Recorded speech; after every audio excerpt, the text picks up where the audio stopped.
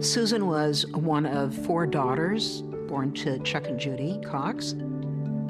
She was just, a really typical girl and teenager. She liked to ride horses. She's my partner in crime. Susan tried to be rebellious, but she had too good of a heart. She was doing well in church and school, had friends, she loved choir. She liked her hair done, her nails done, wear stylish clothes. Susan had gone to cosmetology school. She liked to make other people feel good about themselves. She got interested in boys as a teenager. She met Josh when she was 18 at a social event for young Mormons, and he was in his 20s. And she hadn't dated a lot. In the Church of Jesus Christ of Latter-day Saints, if you are unmarried, you can attend a congregation that is for other unmarried individuals. And so Josh and Susan are both kind of circulating in this singles crowd. There are these incredible home movies taken by Josh's dad, which were later released by police, that show the couple's blossoming relationship. You'll cut that out of the tape, right? When I first met Josh, I guess I thought he was cute. He was very confident, and he thought he could get any girl he wanted. Susan said that he was treating her really well, and he cared about her, and he promised he'd make her happy. Josh Powell was a ambitious, strong-headed, kind of nerdy guy. Just tall, dorky, his head's too big for his shoulders. He just looked awkward. He's got a job, he's got his own place, and he's going to college, sounding pretty good. He's going to go to school for business, so he's somebody who is bright when he applies himself. They quickly fell in love. You see pictures of them, they looked to be completely smitten. Josh and Susan's relationship goes from not knowing each other at all in October to being engaged by the end of December. When she told me she was getting married, I wasn't that supportive because she barely knew him. And she just assured me that she's gonna be really happy and that he wanted in life what she wanted in life.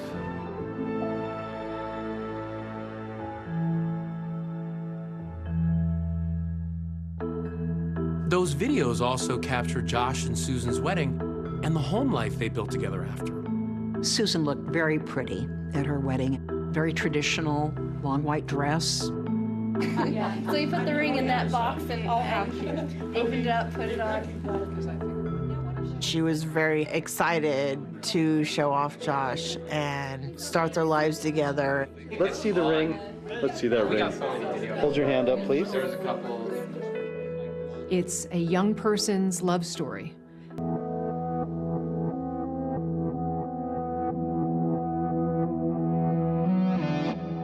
Monday morning, December 7th, 2009. They didn't show up. Debbie Caldwell. She is the daycare provider for Charlie and Braden Powell. And by 7 o'clock, still no Susan. She had to be to work at 7. So that's not like Susan to be late and not call. They don't show up that Monday morning as the snowstorm is coming in, and Debbie Caldwell becomes concerned. Debbie tried to call Susan on the phone, tried to call Josh, couldn't reach anybody. So I got in the van and I went up the street to her house. And as I pulled into her circle, there was no tire tracks in the driveway. So I pounded on the door and I got no answer. So Debbie calls the emergency contact, which is Josh's sister Jennifer Graves and Josh's mom, Terry Powell. The conclusion that we came to was carbon monoxide. They're probably dead in their beds. We ended up calling the police. 911, what is your emergency? My son and his wife and their 2 children are not responding to calls, so they're not responding to people pounding on their door, and there's no tracks coming out of their driveway. We're worried that maybe gas has been left on or something like that. And a couple of officers come out on a welfare check. They determine that the best course of action is to break a window to see whether or not the family is in there. And they said, we'll go in if you'll pay for the window. And so we said, yeah, absolutely. They find evidence that pointed to some unusual circumstances. Why would that be here? That just wasn't a normal thing.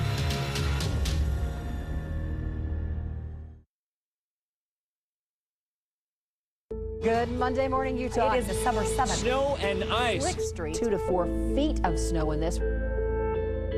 December 7th, 2009. I was viewing a bank robbery case, and the sergeant asked me to reach out to patrol. They were out on a missing family out on the west side of town. Jennifer gave permission to the police to break a window and go into the house. Most officers just kind of shimmied in. He was like, wait, what is up with the fans? There are 2 box fans pointed at the carpet in the living room, and we were all confused. The officers cleared the entire residence and found nobody inside the home. And the PAL vehicle, which was a blue minivan, it wasn't parked in the garage. The first thing I saw was Susan's purse was on a table, and I started pulling out things. You know, I found her keys, her wallet, and had her driver's license and her credit card. You would expect that if she had left on her own, was intending to go someplace, she would have taken those items. The kitchen, the master bedroom was fairly clean. I mean, the bed wasn't made. The bedroom for the children, the blankets were missing. But yeah, the house was pretty orderly. There was no sign of a disturbance, physical altercation inside of the residence. Is this 16? Yeah. On the morning of December 7th, I was sitting in my family room, homeschooling my 3 kids, and the phone rang. A voice on the other end said, Josh, Susan, and the boys are missing, and nobody's seen them since yesterday. It's just the most horrible, sickening feeling. I just thought, what has happened? Susan's friends were afraid that they'd gone out on a jaunt because Josh liked to drive and take photographs, and maybe had slipped off a cliff or they'd gotten stuck in the snow. I made a few phone calls asking other people in the congregation if anyone had seen Susan. Giovanna goes, I actually had dinner with them last night. Susan asked Giovanna to come over to the house and help her with her knitting and crocheting. While she was there, Josh, who never did anything domestic at all, offered to make people dinner. She was crocheting on her blanket. I was working on the yarn. Josh and the boys were in the kitchen cooking. He called his father, Steve, to ask for a recipe for pancakes.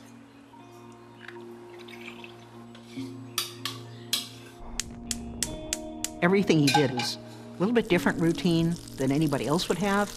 He made them one by one.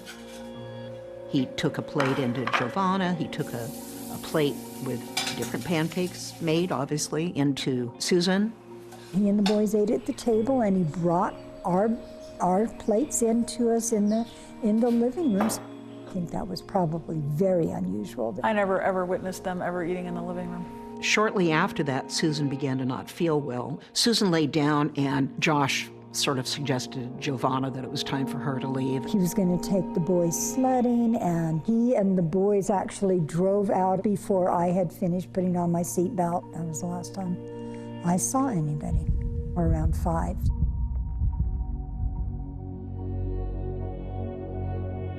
My brother finally called right away, asked about the kids, asked about Susan, and he was like, yeah, the kids are here. No, Susan's not with me. And I was like, well, where is she? You know, and he was like, I don't know. I have no idea. Like, she went to work. Josh drives all the way south to a place called Point of the Mountain, and he places a phone call to Susan's phone. Hello, Susan. We are on our way back, and I can't believe that somehow my brain missed the day. I thought today was Sunday. That was really, really stupid. All right, I'll talk to you later. Okay, bye. We sat there and waited. It was a long time. It was an hour, maybe more. Josh finally showed up. at the house. Josh had taken the children on a middle of the night camping trip. It was freezing cold. None of this makes any sense, except to him, he does things spontaneously without any plan. And he took the kids. He said that he left Susan in the house. She was sleeping. We really wanted to talk with Josh, and we wanted to record it. We had Josh follow us to the substation. He was adamant about taking the boys with him. When's the last time you seen her? Probably about midnight of last night. Where at? We're finishing up a movie. What movie did you guys watch? Mama. Here you go, buddy. Josh is very evasive, and he uses the kids who are in the room to distract away. He wasn't forthcoming with answers or information, so it was very frustrating. And where did you drive to? Well, I started heading south through Tooele, turned onto the Pony Express. How far down the Pony Express did you go? Not very far. Maybe 20 miles, I don't know. So what did you do once you got there? Hooked up a heater and had a fire for the boys. Josh said they drove to Simpson Springs and had s'mores over a campfire. It's not really very clear exactly what happened that evening and the next morning. We asked him if we could search his minivan, and he agreed. The minivan was full of camping supplies, like there was a tarp, a generator, shovel, graham crackers. During that search of the minivan, where they find Susan's phone hidden in the center console. It's this pink cell phone, clearly not Josh's. And he was kind of like deer in headlights. He just kind of looked at us. In no way did it make any sense. Susan's cell phone is in the van with him. Where the heck was Susan? Detectives talked to Josh and Susan's son, Charlie. There was one particular statement that raised a lot of eyebrows. Who were you camping with? My dad and my mom and my little brother. Her heart beat faster. Her stomach turned in somersaults.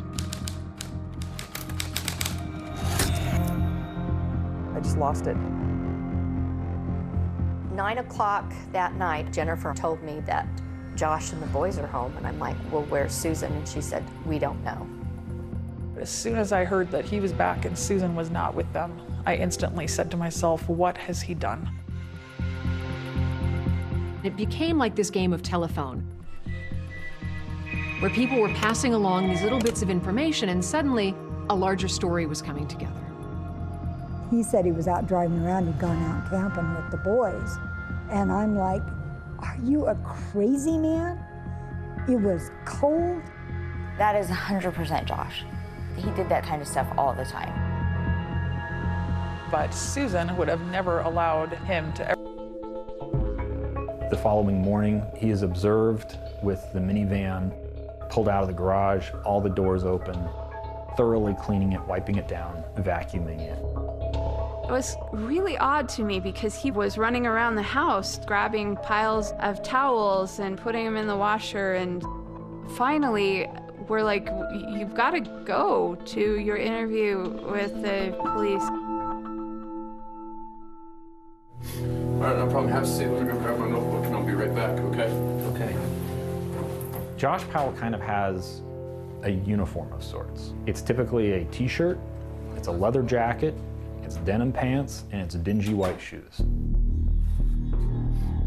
When Josh goes in to talk to the police, in the tape, you see him initially acting very emotional. I don't know. I didn't even think it was that. It didn't even sink in yesterday. He's crying. His voice is shaking. He's just trying to hold it together. But as Detective Maxwell continues to push Josh about what's going on, Josh's demeanor changes. I don't remember what we were doing. Okay. So you don't remember what you guys did from 6 o'clock till you went to bed on Saturday night?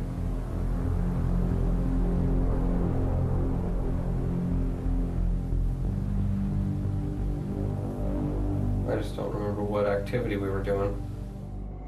Josh is not a participant at all in talking about his missing wife. Shows no urgency in getting out to go look for her. During the day, but Have you checked any places where she could be?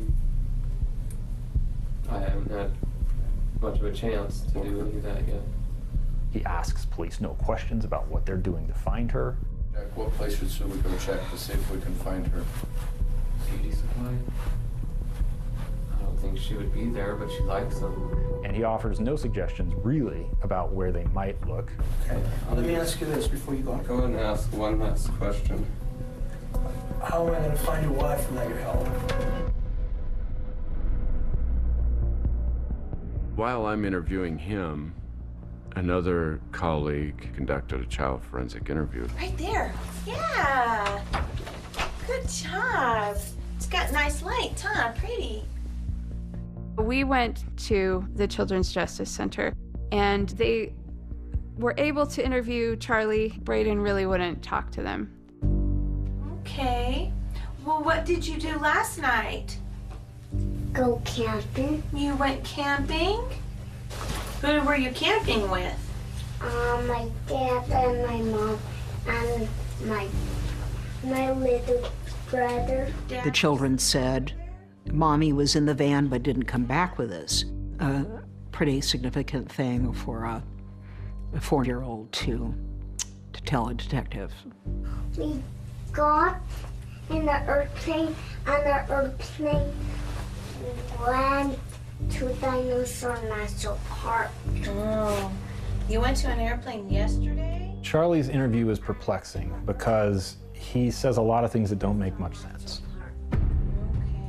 Okay, so Charlie, when you guys came home from camping, who came home with you?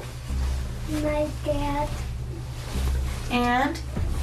and my mom stayed at Dinosaur National Park. My mom stayed where a Christmas park. There was one particular statement that raised a lot of eyebrows. Mommy is with the crystals. And how some people interpreted that was that the boys had been with their mom and she was not alive.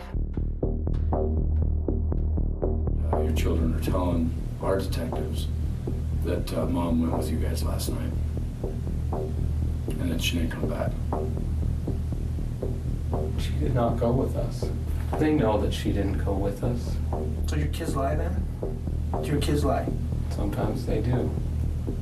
With children, they're going to go from threads of truth and reality to fantasy. And maybe things that happened long before Mom disappeared, they're still in his memory, and in his mind sort of fuses together. She was not with us. I didn't leave her at the Pony Express. I didn't just take her out and drop her off or even do anything. I do want the lawyer, because at this point, I definitely want the lawyer. Could have I went and booked him into jail? Yeah, I could have. But we wanted to find Susan, so we were putting a GPS tracker on his van. We want him to be out and about and see where he goes. Instead of picking up his van, he went to the airport. He rented a Ford Focus. And he vanishes in that rental car for 18 hours. And when he returns that rental car, it has an additional 807 miles on the odometer. To this day, we don't know where Josh went. Very quickly, the police realized that Josh was lying to them, that he was evasive, and he was not acting like a bereaved husband. When detectives spoke with Susan's friends, there was a very different picture of this marriage. She went to see a divorce lawyer, and he told her to make a videotape. This is me, covering all my bases.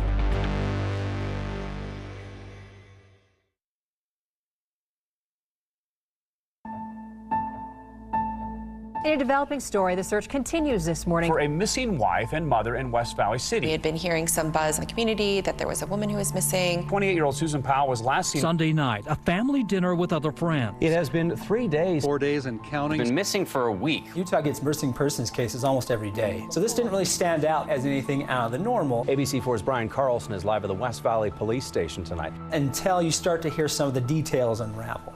We've learned the search warrants for the Powell's home have now been sealed off. It's strange that he came home with the kids and not her. West Valley City Police calling this one a puzzler. Call it suspicious. Not even a clue. If you see her or know anything, please contact the West Valley Police Department. Her friends and family were just starting to ask questions. They were out there with flyers, just trying to find out where she might be. Volunteers fanned out, handing out flyers of Susan Powell. Josh, after Susan went missing, he went from the guy who was talking about everything and knew everything to somebody who said nothing, knew nothing. And a husband who says he does not know what has happened to her.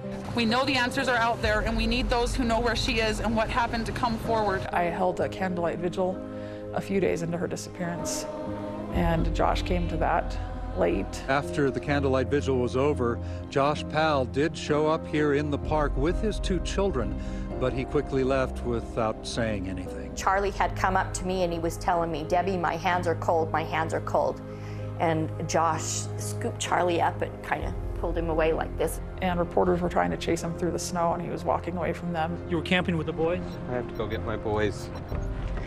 There was no point at which Josh ever seemed to even be concerned that Susan was missing.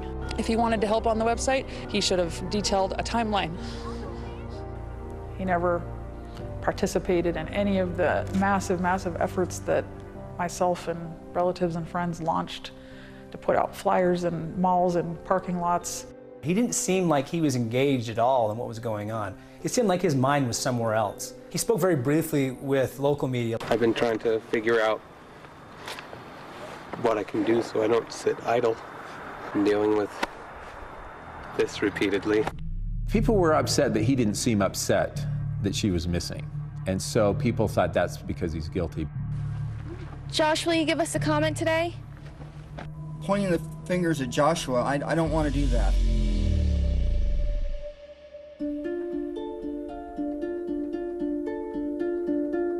It seemed like initially Josh and Susan were a pretty conservative couple, loving family, couple of kids. We learned that there was a lot of distress, a lot of turmoil in their marriage. He controlled the money, even though she was the breadwinner. Josh is very willing to spend money building himself a fancy computer. Susan doesn't get that privilege. There's my new printer. With the drawers underneath, shelving. It's sad to look at that family and know now what was actually going on. Susan was tormented about how troubled the marriage was. She'd been really happy, he'd been a great husband, and she said that he really changed. He became not affectionate. Taking a picture of the back of your head. Well, awkward to talk about, but they also had issues, you know, in the bedroom. Susan was this beautiful girl, but Josh just was not interested in her sexually. It was just really weird. He kept her at arm's length. He wouldn't kiss her anymore. He wouldn't touch her. He wouldn't hold her hand. Josh and Susan's marriage reaches rock bottom in the summer of 2008. Josh and Susan are constantly fighting. They're arguing in front of the kids. Josh is exhibiting extreme control over Susan. She said one time we were having a screaming fight and I shoved him, pushed me back, and he goes, if you ever do that again, I'm gonna hit you. But she said he never did. Susan's now starting to think about, I've got to get out of this marriage. She went to see a divorce lawyer one time for a free consultation at my advice, and he told her to make a videotape of everything in your house. This is me, July 29th, 2008. Covering all my bases, making sure that if something happens to me or my family or all of us, that our assets are documented. And here is our safe. Got all sorts of files, financial information, speakers, 5.1 surround sound. Broke this and threw all my DVDs and made a mess. There's a hole in that wall. Beautiful diamond necklace my mom bought. Jade, that's a family heirloom. Not worth thousands of dollars, but I have assets. Hope everything works out and we're all happy and live happily ever after, as much as that's possible. After she would email me a lot and just say it, I want to do everything in my power to save my marriage before I walk away. Josh had warned her, if you divorce me, you'll never see the children. So she stayed. Police ended up discovering the safety deposit box that Susan kept secretly from Josh at the bank where she worked. In it, they found a DVD, some savings bonds, and there was a makeshift will and testament. The last will and testament handwritten on one piece of paper, both sides, top to bottom, side to side. There was no room to write another word. She wrote about how bad the marriage had become. She talked about $1 million life insurance policy that Josh had taken out on her. And she told her boys she would never leave them. She even goes as far as to say, if I die, it may not be an accident. That is our biggest piece of evidence. It's her last words. There was no doubt that this document was authored by Susan. The biggest mystery of this case is why didn't police arrest Josh Powell? I was frustrated because they hadn't arrested him. I felt they had plenty of evidence to arrest him. Police have officially named Joshua Powell a person of interest in the disappearance of his wife, Susan. The West Valley City Police Department took a lot of heat for not throwing the handcuffs on Josh. There's a pile of circumstantial evidence. Is there enough there to arrest him and book him into jail and hold him accountable? Absolutely there is. Could we? No. The district attorney's office would not file any charges. They were very specific and told us that we needed to wait 12 months with no body. ABC News reached out to the DA at the time, who declined to respond to this claim and refused to comment on the case. Within days of Susan's disappearance, he had closed their bank accounts, cashed out her retirement fund, took the boys to Puyallup. People we talked to say they can't believe that Joshua Powell has emptied the house and left what is ground zero in the disappearance of his wife. They say it only casts more doubt on a man they're having an increasingly difficult time believing.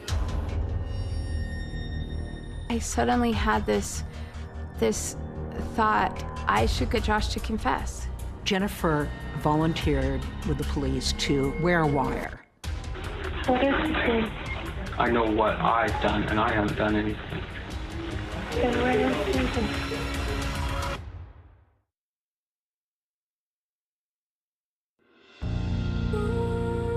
For right now, you just endure and take each day as you can. When Josh told police he took the boys camping in the middle of the night in Utah's West Desert, police started their search there. Detectives are scouring rocky hillsides and abandoned mine tunnels for any signs of Susan Powell. But police for months and months would search these mines, taking K-9 teams. And West Valley police detectives say they plan to survey as many as possible. The most intense part of this search is happening right at the bottom of this hill. Investigators are swarming the high desert. Josh told somebody that the best place to dispose of a body would be in a mine. This is one of those abandoned mine shafts in which detectives went through. Nobody would ever find him. It's like finding a needle in the haystack. A lot of questions still unanswered at this point. There's a big part of you missing, and you want to know the truth. But the family won't give up hope. There are still purple ribbons at their home. There are still stickers on car windows. Josh decides that he's going to take the boys up to his dad's house in Washington to try to get away from the media circus. You have anything to say? Josh, will you give us a comment You're today? a person of interest, Josh. Josh's dad, Steve Powell, he takes control. He shields Josh from the media and becomes his most ardent defender. I call it Fort Powell because it became a fortress. They had the windows, blinds drawn. They kept the house dark inside. When the media would knock, they'd open a crack and say no. They weren't talking to anybody. Hi, I'm trying to find Josh Powell. They were just their own little country. Josh isolates himself from the world. He's not talking to police, he's not talking to media, he's certainly not searching for his missing wife. I suddenly had this thought, I should try and get Josh to confess. Even Josh's sister, Jennifer Graves, doesn't believe him. So she goes to police and she volunteers to wear a wire and go inside her dad's house. They were just about to have dinner and we went in and the boys were so excited to see us. My birthday! It is! It's your birthday, darling! I didn't know exactly how to force this confrontation with Josh. I've been hearing rumors that you'll probably be arrested soon. Well, I don't know. suddenly I just shoved Josh into the bathroom. And at that point I was like, drop all pretense. Just tell me where her body is. We tried to cover it up. Where is Susan? Jennifer did a phenomenal job. I just don't believe it anymore. I can see it in your eyes. There's something there. You're wrong. Well, like I say, I think you just need to confess now and get it over with. don't be ridiculous. I know what I've done, and I haven't done anything. You told me. I've already told you every fact. I'm not going to violate my attorney's direction. He still wouldn't budge. He still would not give me anything. I was so frustrated. Eventually, Steve kicked Jennifer out of the residence, calling her derogatory names. You are a bitch, is what you are. You talked about your brother and my son that way. I regret not getting the confession, but I don't regret going. This is Good Morning America. And joining us now, Susan's mother and father, Judy. Susan's parents, from the moment she was missing, they were very involved with the press. Suspect your son-in-law, your grandchildren, what they saw. But very quickly, the tone changed. We made a conscious decision. The politeness wasn't working, so we basically called him out. Josh is a desperate person. He has no valid explanation for where he was. Chuck Cox and the family, they're putting the purple ribbons, they got the billboard outside the neighborhood. All these things, I'm sure, are driving him crazy, but for 18 months he sits in isolation and doesn't talk to anybody about it.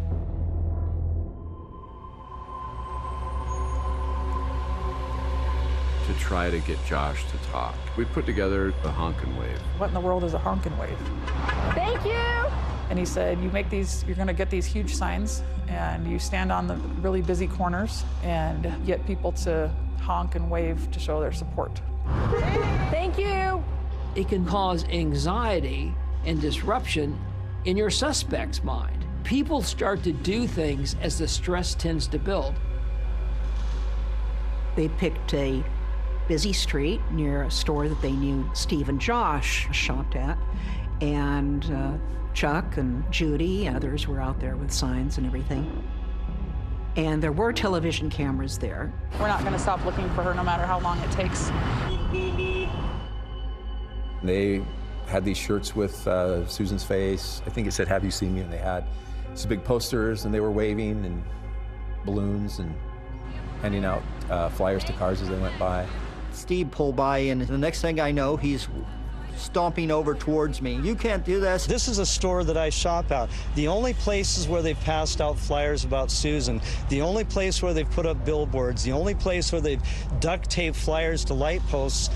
How is you coming here helping to find Susan? It isn't helping to find Susan. How is your standing at our neighborhood market helping to find Susan, Chuck? An extraordinary, personal, and very public confrontation that erupted in the middle of the search for Susan Powell. Several family members were clashing in front of the cameras. Been all over the media. Yeah. If somebody has seen her, then they can report to the police. And you're only going to do this. Which other stores are you doing this at, Chuck? It was ugly, it was weird, it was really contentious. I was waiting for the cops to come and haul one of them away. Since you come out against my family. Then Josh showed up midway into this confrontation on the street corner, and he had the boys in the van with him. Chuck Cox uses my sons as pawns in the media to drive whatever message he is trying to drive. Are you doing okay? Yeah, that's all right. I get a call from Josh. We were telling Josh, okay, are you gonna do this interview or not? And he finally said yes.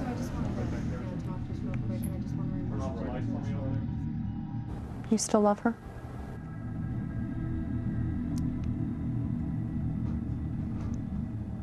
Yeah. He seemed very distant when I spoke to him. He had a hollow look and a stare that I wondered, is he trying to intimidate me? Josh, did you kill your wife? Then there was Steven wanting to be interviewed, and he ends up revealing the biggest bombshell. There were just sexual things going on between us. This is your daughter-in-law. We were watching this on TV, and our jaws just dropped.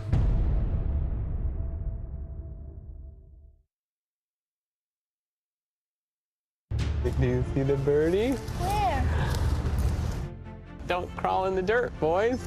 Hope everything works out and we're all happy and live happily ever after as much as that's possible. When she went missing in 2009, it shocked everybody, especially since her story was so bizarre. 10 years on, we're still thinking about her, and we're still thinking about, you know, we want closure on what happened to her. Searching for the final resting place of Susan Cox Powell. I believe that me and my team may have just found some of Susan Powell's remains. With every bucket load that we pulled out after that, we'd find a piece of vertebrae or a piece of rib. Holy cow, this could have been where a body, you know, ultimately was. And I was like, where is she? You know, and he was like, I don't know. You have anything to say? Josh, will you give us a comment You're today? a person of interest, Josh. We can't talk about Susan or camping. I always keep things as secret. During that interview, it's very clear that Charlie has been coached. He looked more and more like a psychopath. He was running out of places to hide. Slams the door in her face and locks it. This is a story you can't write in a Hollywood script.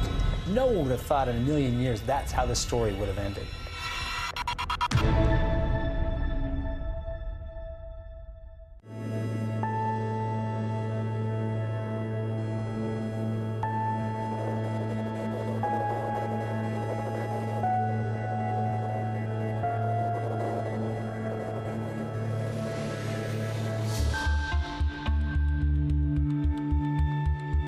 Susan Powell was a young, beautiful mother of 2 adorable children. She just one night vanished.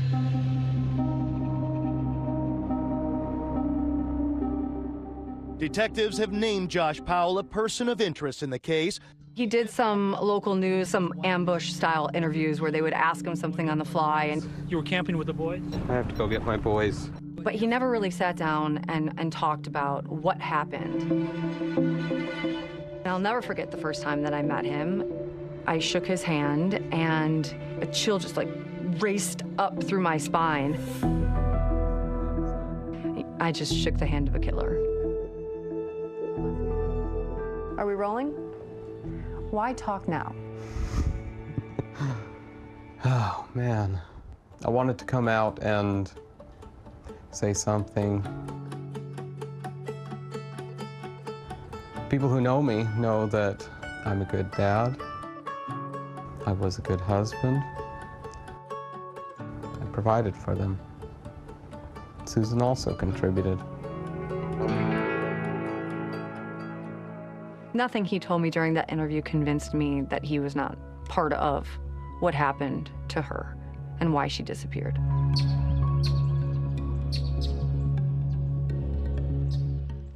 I know that you've told police that you were camping.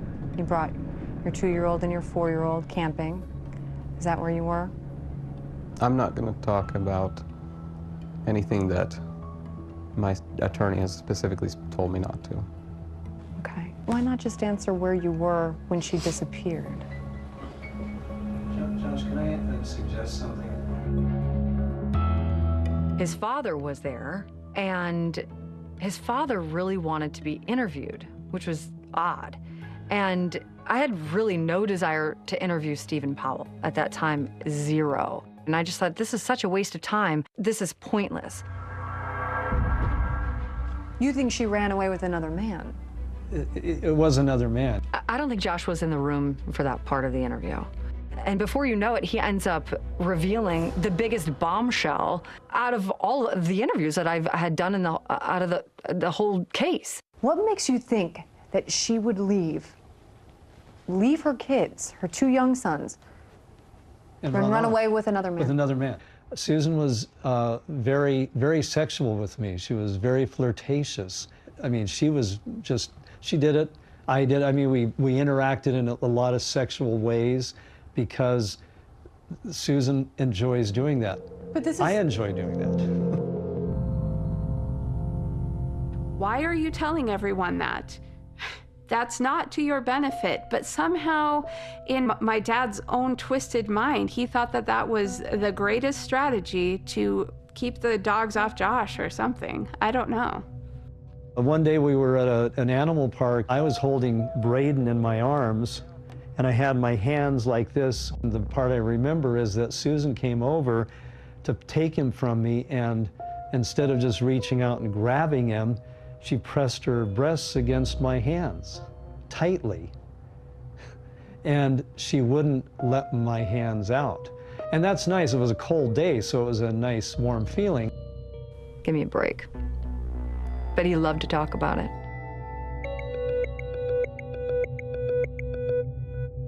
Josh and Susan, early in their marriage, move in to Steve Powell's home. Susan had often referred to her father-in-law as creepy, but she, I don't think, had any idea how creepy the man truly was. No, I'll do this. And during this period of time, Steve Powell is constantly filming Susan. This is a man who is collecting video for his own perverse gratification. Because Steve Powell is a voyeur. He wrote a number of songs about Susan. Stephen Powell even recorded them and posted them on his website. I can love you in a secret way. I can love you each and every day. He had a pseudonym he used, Steve Chantre.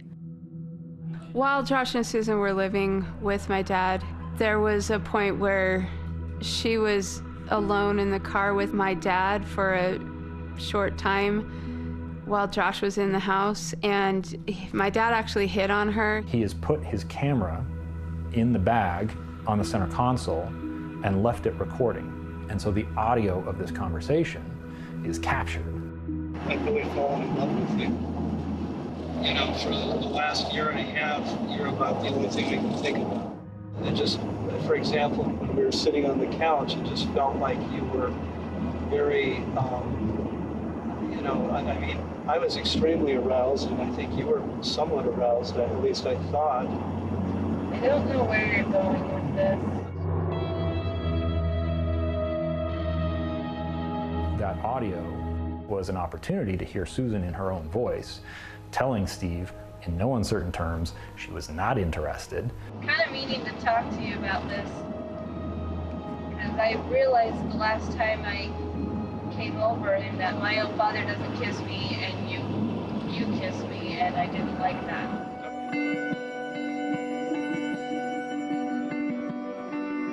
She was extremely upset about that and disturbed, but even more disturbed when Josh just said that that's his dad. I mean, he was obsessed with Susan. He was absolutely obsessed, and he wanted to talk about it. To me, this was the headline. And it also put a target on Stephen's back. And maybe he had something to do with this. The focus was less on Josh, and it shifted straight to Josh's father because it was so creepy. That was my big takeaway. Police raided the home of her husband and father-in-law, seizing several computers and sealed boxes after those disturbing allegations made by both of them right here on GMA yesterday.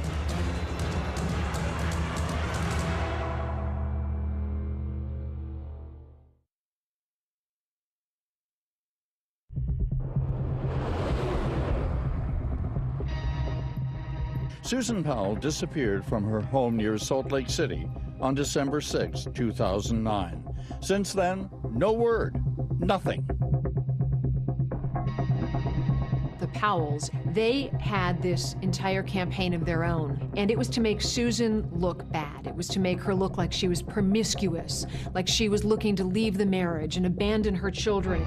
Susan Cox kept a diary, a secret diary. Let's stay focused on the journals, okay? Because I think that's very interesting. I believe that Susan had a liaison with somebody who disappeared the same week she did. She was very open sexually, and when I read her journals, it's clear that most of the relationships she got into with males were ones that she initiated. Basically, Josh and Stephen, on their own stupidity, were telling, hey, this is, you know, the Holy Grail. This is telling us where Susan is. This is telling us how Susan acted. So that gave us the nexus through the judicial system to get into the house.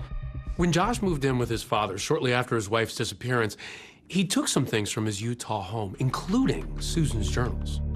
Susan Powell's diaries have taken center stage. According to the search warrant left at the Powell's home, police came looking for 7 very specific diaries, all written by Susan. Diaries that her husband insists will help explain her disappearance. They went through everything in the house, including all of Steve's, files, journals, computers. They also find Steve Powell's collection of voyeur videos. Steve Powell is doing things like sliding mirrors under the bathroom door, attempting to get images of Susan while she's undressed. I love putting her underwear against my face, just smelling her scent.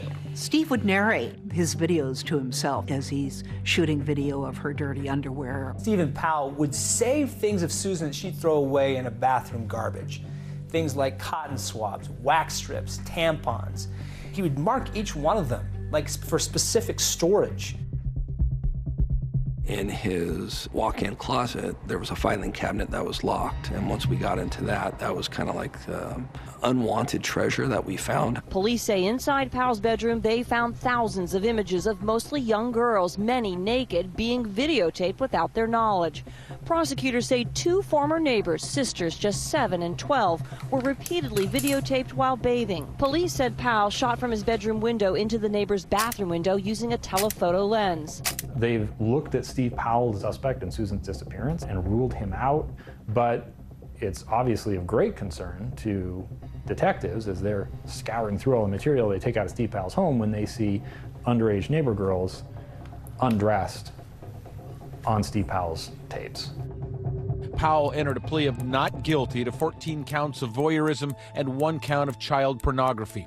Stephen Powell was eventually convicted and sentenced to 5 years in prison for possession of child pornography. Because of all the things that the police encountered in the search of the Stephen Powell home, it became apparent eventually these boys were at imminent risk of harm. The best part that came out of the search warrant with Steve's house was Child Family Services of Washington stepped in and shared with us that they would take custody of the children.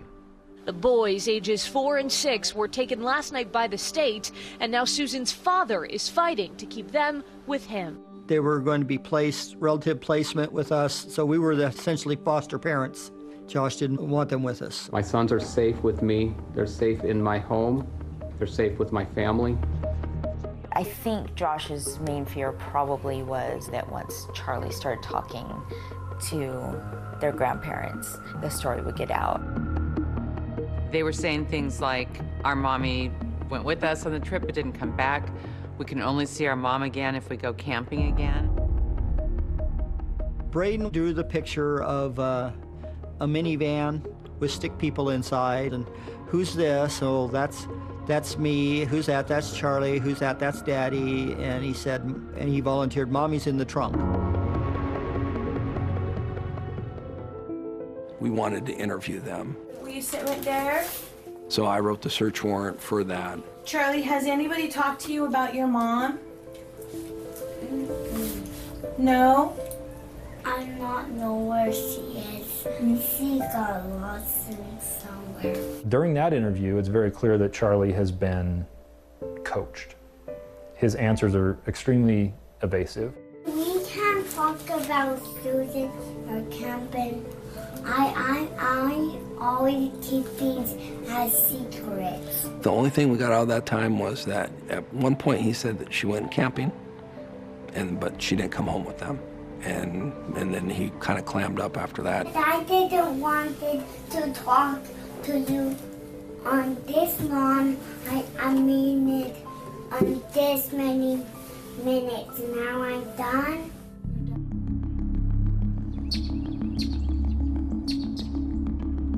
While the Coxes were fighting for custody of the kids and had temporary custody of the boys, they were still essentially wards of the state. Washington state had control over these children, and the Coxes were glorified foster care.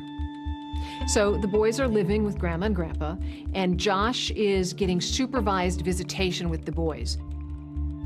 The visitation is at first understood to be taking place at a secure third-party facility, but in short order, Josh takes steps to rent his own house, and he begins pushing the social workers, asking them if they can move visitation to this new house that he's rented, because it's not Steve Powell's house. It shouldn't have the same concerns. I think the boys were ones that originally told me, hey, we got to go to Daddy's house or something, and I went, oh, really? I was concerned about that.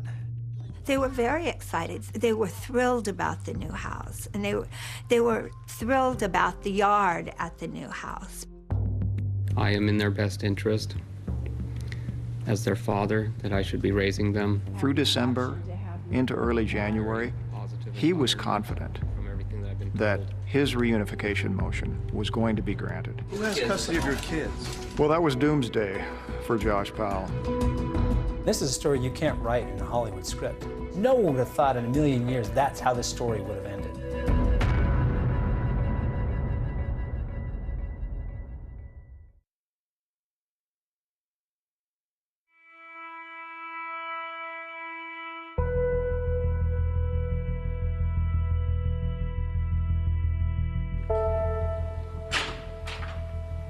Josh, is there anything you care to say on your way in? When Josh was fighting for custody of Charlie and Braden, it wasn't about being a father. It was about beating the Coxes. The kids seemed like typical kids to a certain extent, but they were undergoing a lot of stress. I think Josh went into that hearing on February 1st thinking he was going to get his kids back.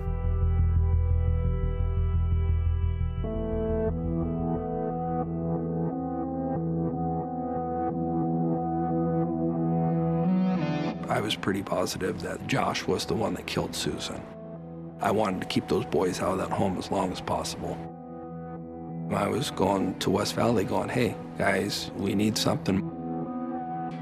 Pierce County authorities and investigators in Utah shared the common goal of protecting the boys. So the West Valley police in Utah passed along previously unreleased evidence recovered from the Powell's home. When I pushed West Valley and they sent us the disc with the cartoon, incestuous images. The West Valley City Police Department in Utah had found images on a computer taken out of the house in Sarah Circle way back in December of 2009 that were of great concern.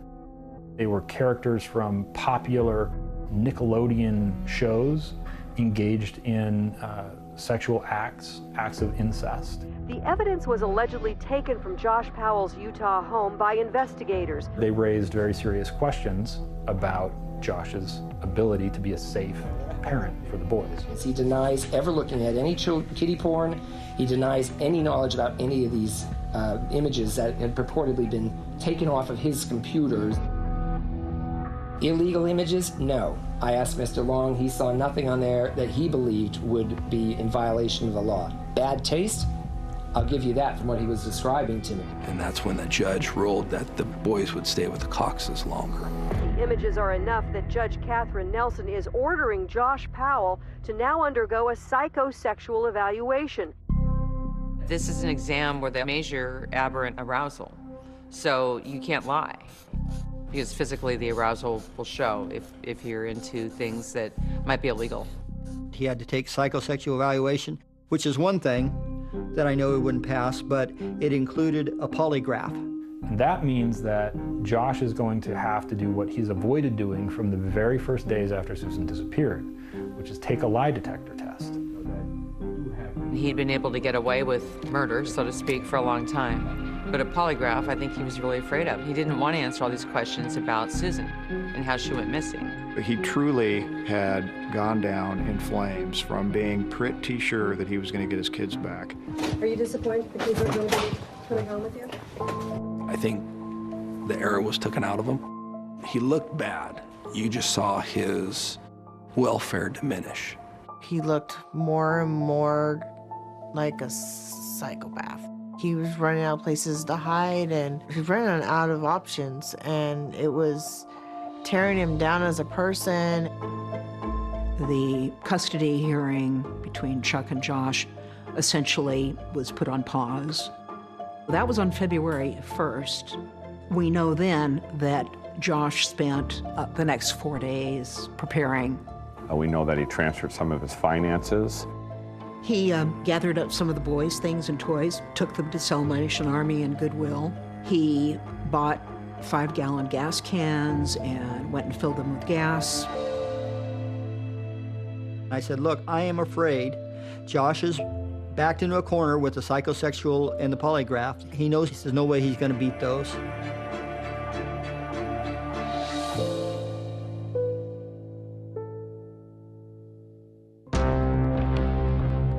So the morning of Sunday, February 5th, Chuck had gone to church early. I knew they were going for their visit, and they were making it clear to my wife and myself, we don't want to see him today. No, we don't want to go.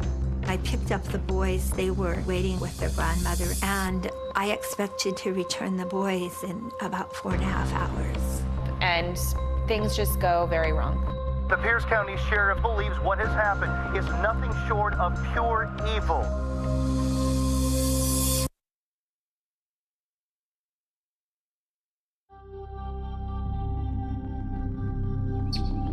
This is a story you can't write in a Hollywood script.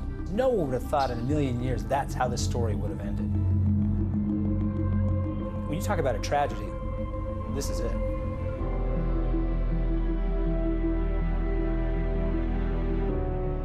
The morning of Sunday, February 5th, Elizabeth Griffin Hall arrived at the rental house, parked out front, and as children do, Charlie and Braden got out of their car seats. They rushed to the front door, which is what they always did. I was 1 or 2 steps in back of them. The kids just rushed in. I saw Josh for just 1 second. His eyes caught mine, and he had a look in his eyes. She looks him straight in the face. He slams the door in her face and locks it. I knocked and I knocked and I rang the doorbell and I started yelling at it, Josh, let me in. And I heard him say, Charlie, I've got a big surprise for you. And immediately she smelled gasoline, and she knew it was an emergency situation. I'm on a supervised visitation for a court-ordered visit, and something really weird has happened. I think I need help right away. He looked right at me and closed the door. All right, we'll have somebody look for you there. Okay, how long will it be? I don't know, ma'am. They have to respond to emergency, life-threatening situations first. The first available deputy... Well, this could be life-threatening. He went to court on Wednesday, and he didn't get his kids back. And this is really... I'm afraid for their lives. Okay, has he threatened the lives of the children previously? I have no idea. All right, we'll have the first available deputy contact you. February 5th, 2012, Super Bowl Sunday. I went to church. I came home, Super Bowl Sunday. I remember watching the Super Bowl that day and seeing the reports come in. Good afternoon, everyone. I'm John DeCepolo. We are interrupting your programming for some breaking news. And I got a call from my neighbor, and he said, change the channel. I was actually in Indianapolis. The Patriots were playing the Giants at the Super Bowl. Patriots lead the Giants 10-9 at halftime. And I was there with my family. And it was halftime, and Madonna was about to take center stage. As Madonna takes the stage to perform Vogue, Abby's in the stadium concourse trying to absorb the text she just received.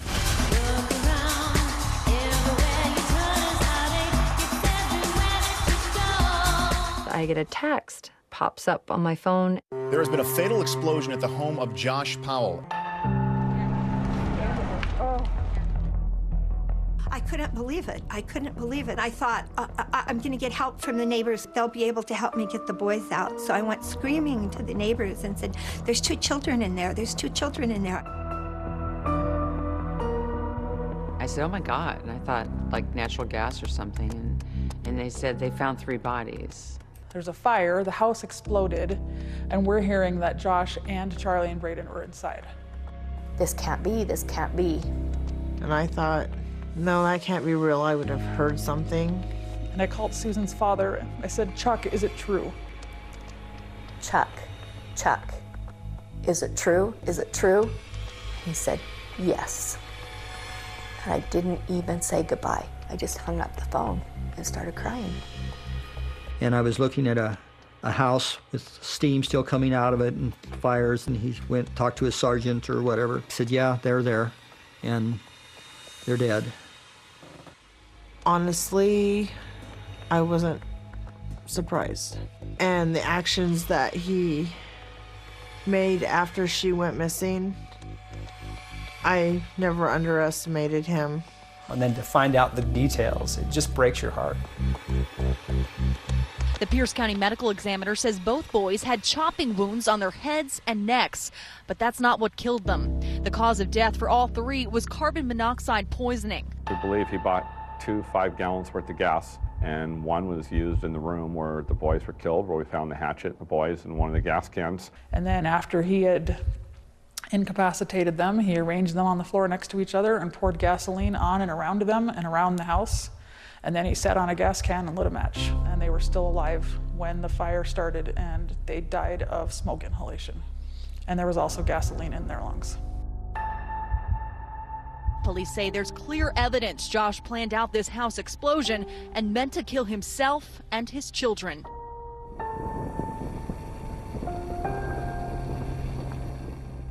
The morning of the 5th, he sent a couple of text messages and voicemails to people, essentially saying goodbye. His sister Alina found one when it was too late to intervene after the explosion. What did he say? I think he said, hello, this is Josh. I am not able to live without my son, and I'm not able to go on anymore. I'm sorry to everyone I've hurt. Goodbye. When you heard the audio recording, what did you think? What did you make of that? I thought he had lost all hope. To find out that, you know, he used the axe first, and to find out that he said to them, you know, I have a surprise for you. Any little bit of doubt that anyone could have possibly had that Josh killed Susan had to have gone out the window. The fact that he could have done that to his kids. This wasn't tragic. This was deeply wrong. This was evil. You do not kill little kids. Police are convinced the explosion and fire that destroyed Josh Powell's home is a murder-suicide. I don't know anything else I could have done. And they're still dead. My daughter's still missing, and now the children are dead. I had them safe. They were in my care. They were gone. I was frustrated with the Child Protective Service Agency. Why would they put this single woman in charge of these boys and send her into the lion's den? They had the right to grow up. The Cox family is determined to hold the state accountable and make them pay for the deaths of their grandchildren.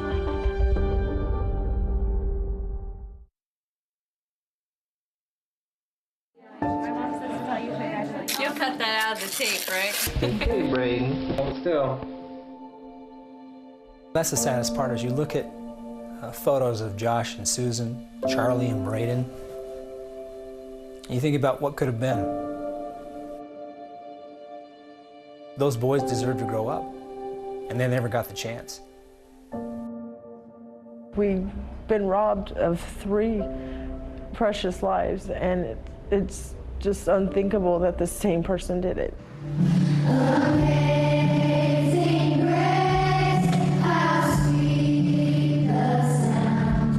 Why take the kids? Why? It makes absolutely no sense. My worst nightmare had just happened. But I went from praying that somehow Susan was alive to praying now that she was dead so that she could greet her boys in heaven.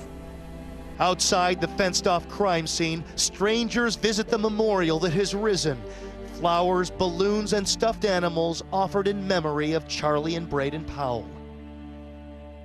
Why would he go through so much to get custody of the boys only to murder them? Come here, Charlie. Here we go, Charlie. Hey, buddy. Well, one of the possibilities is he destroyed the evidence. Those boys were starting to talk. And by destroying the evidence, basically he committed murder on his two boys. It shows how much of a monster he really was. And it shows how many people dropped the ball in this case.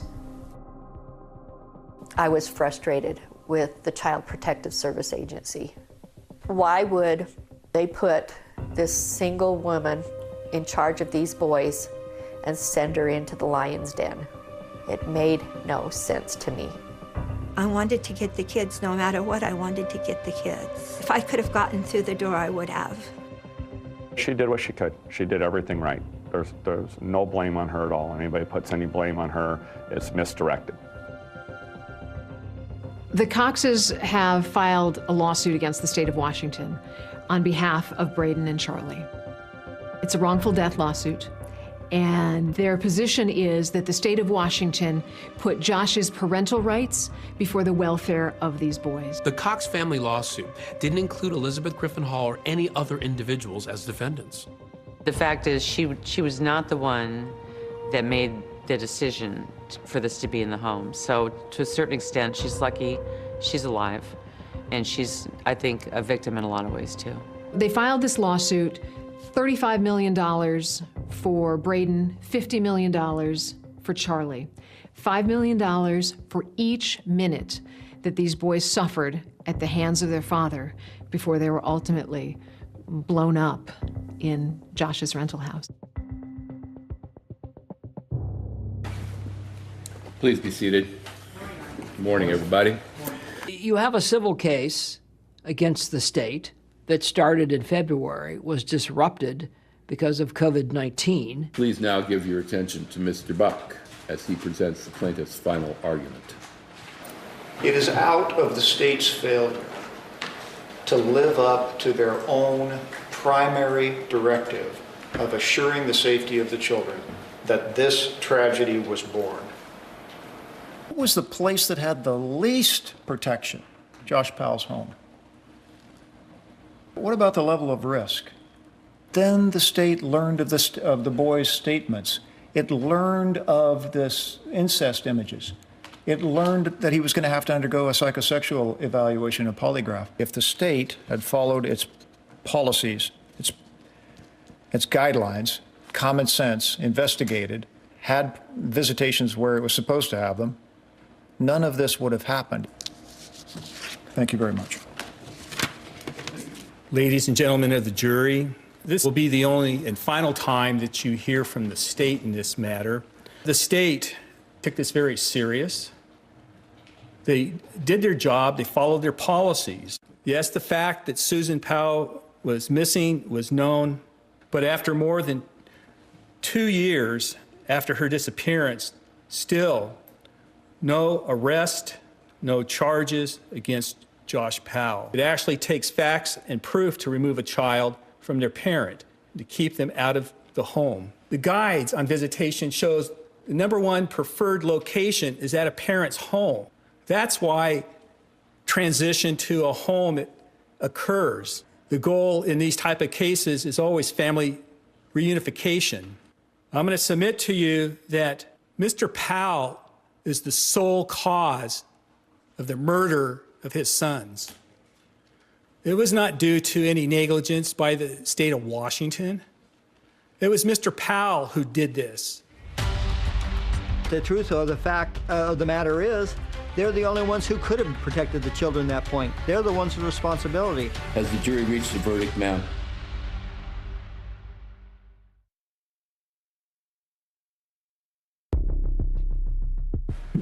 All please rise.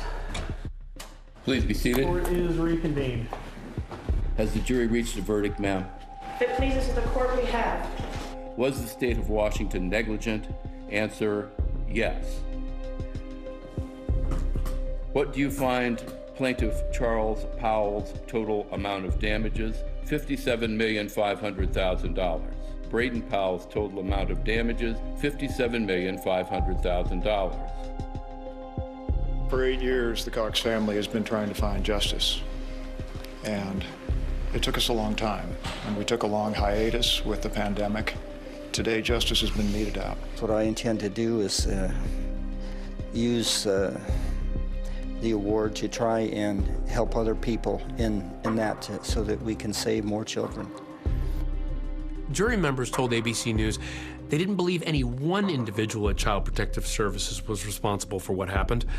They blame a systematic failure for the tragedy. It just came down to this. You cannot have reunification, as your goal at the expense of child safety. And, lawsuits change things. Brown versus Board of Education, Roe v. Wade. I mean, that's how things change. So 2020 reached out to several agencies in both states, and they declined to comment or refer us to other departments. In the end, we were unable to get an answer to our questions. Could the actions of these agencies, or their inactions, have contributed to the murders of Braden and Charlie Powell? My heart absolutely breaks for Chuck and Judy Cox. Think about what this couple has gone through. They lost their daughter. Both of their grandbabies were horrifically butchered. And the only 3 people that could shed any light on this are dead. It should have never have got to the point where you had Josh getting his kids into that house and blowing it up. Josh's actions are definitely an admission of guilt. She's gonna divorce him. If he can't have her, nobody will. So he kidnaps Susan and most likely murders her and disposes of her body. Where? Nobody knows. I know there are 10,000 abandoned mines in Utah. That's a lot of places where you can dump a body. We do begin tonight with the search happening hundreds of feet down, deep inside of a mine in Utah's West Desert. The search for Susan Powell's body continues. Emily, what happened to Susan Powell is still unknown, and her family never got closure. But now a crew is searching a mine shaft in the West Desert. Dave and I, since we were kids, we've been out exploring this sort of stuff since a long time ago. Our dad was one of these desert rats that just fell in love with the wide open spaces, the ghost towns. It's not surprising that we end up 30, plus years later out there doing it all over again. Our business specializes in doing things that other people can't or won't do. But every once in a while, we get a really cool opportunity to, get involved in a missing person case, like this one with Susan Powell. I was very fascinated with the idea of maybe helping find Susan. I've kind of just been following along ever since, and then we got a tip that there's a chance she's out here. The majority of our search, rescue, and recovery operations are all pro bono. We are not part of law enforcement. As a private entity and a volunteer search group, we can kind of just move faster. Early on in the excavation, roughly at about the 75-foot level, did just find a bone, looks like a rib. We were more motivated to keep getting down in there and removing more and more material. Every bucket load that we pulled out after that, we'd find a piece of vertebrae or a piece of rib. And that's when we started to get to some really exciting stuff, which was where we found, a pair of pants. First phone call with Susan's dad was like, okay, this is my guy. He drove through the night all the way down from Washington to be on site with us. The likelihood is pretty low that we're going to find something. But on the other hand, she's still out there somewhere. And Chuck kind of came over to me quietly, and he's like, hey, I know how to operate a radio. Do you need help down there? And I said, Chuck, do you really want to go down in this hole? And he said, absolutely. He went from a father who was looking for the body of his daughter to part of the search team. We're still at the point where it's like, are the bones animal or they're human? And so we're excited to get the DNA test back. It's a blessing, and I'm just so thankful that they're doing it. And I'm just...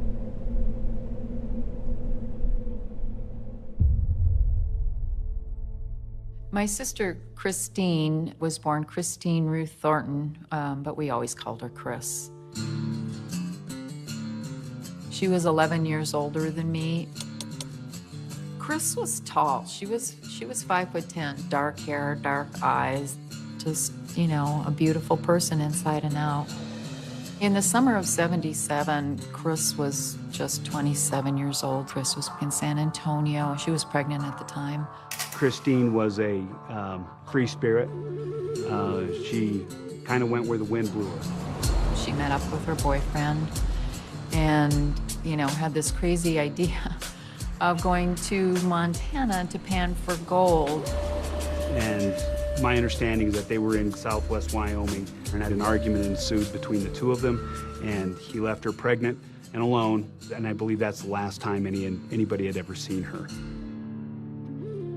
In the summer of '78, I decided to go down to San Antonio and do some investigating of my own.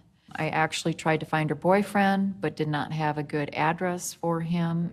The San Antonio police refused to take a missing persons report on Chris because she was an adult. I believe throughout all the years that Christine was missing, I think Kathy was always looking for a way to open up that door of where she is. In '82, this herder out in the middle of nowhere comes across a pile of bones, obviously human remains. What they found was it was a body of a 25 to 35-year-old female. Along with her bones were also bones of an infant. There wasn't any identification, and so we remained cold for many years. And investigators never imagined that those bones would lead them to a notorious serial killer, a man I would later be called upon to prosecute. And this photograph, discovered by police, would lead a heartbroken family to their loved one, missing for almost 40 years. Her smile shared by a tragic list of young women and girls who trusted a charming stranger, only to discover a dark secret that began back in the fall of 1968. So '68 was tumultuous. It was sort of flower power, free living. It was quite a era and quite a year. Martin Luther King, Robert F. Kennedy have been assassinated. Andy Warhol was shot that year. And there have been urban uprisings throughout the 60s. Being a police officer in Los Angeles, or anywhere in the country for that matter at that time, everything was anti-war, anti-establishment. And it's commented on by some of the leading vocalists of the day. You had Barry McGuire in 1965 doing Eve of Destruction. Eastern world, it is exploding. You had Bob Dylan, of course, doing Hard Rain's Gonna Fall. Hard rain's gonna fall. So what we're seeing is the influence of the new freedoms represented by the counterculture be appropriated by mainstream culture. And that includes daytime television. That even includes game shows like The Dating Game. The Dating Game began with Chuck Barris back in, I believe it was 1965. He had dealings with ABC, and he just came up Or herself and have a fantastic time. They're all partying at some of the hotels on the Strip, like the Chateau Marmont. Tali Shapiro was an 8-year-old little girl who lived at Chateau Marmont, which is a famous hotel in California. Her father was a music industry executive. She had a mother and a sister and a brother, and they were living there because their house had gone on fire, and they were staying there temporarily. And a car pulls up alongside of her. And it's this man who says, "Oh, it's okay, I'm not a stranger. I know your parents. I'm friends with your parents." And she thought, well, maybe I'll get in the car. Well, fortunately, a good citizen looks at this and says, I don't like the looks of this.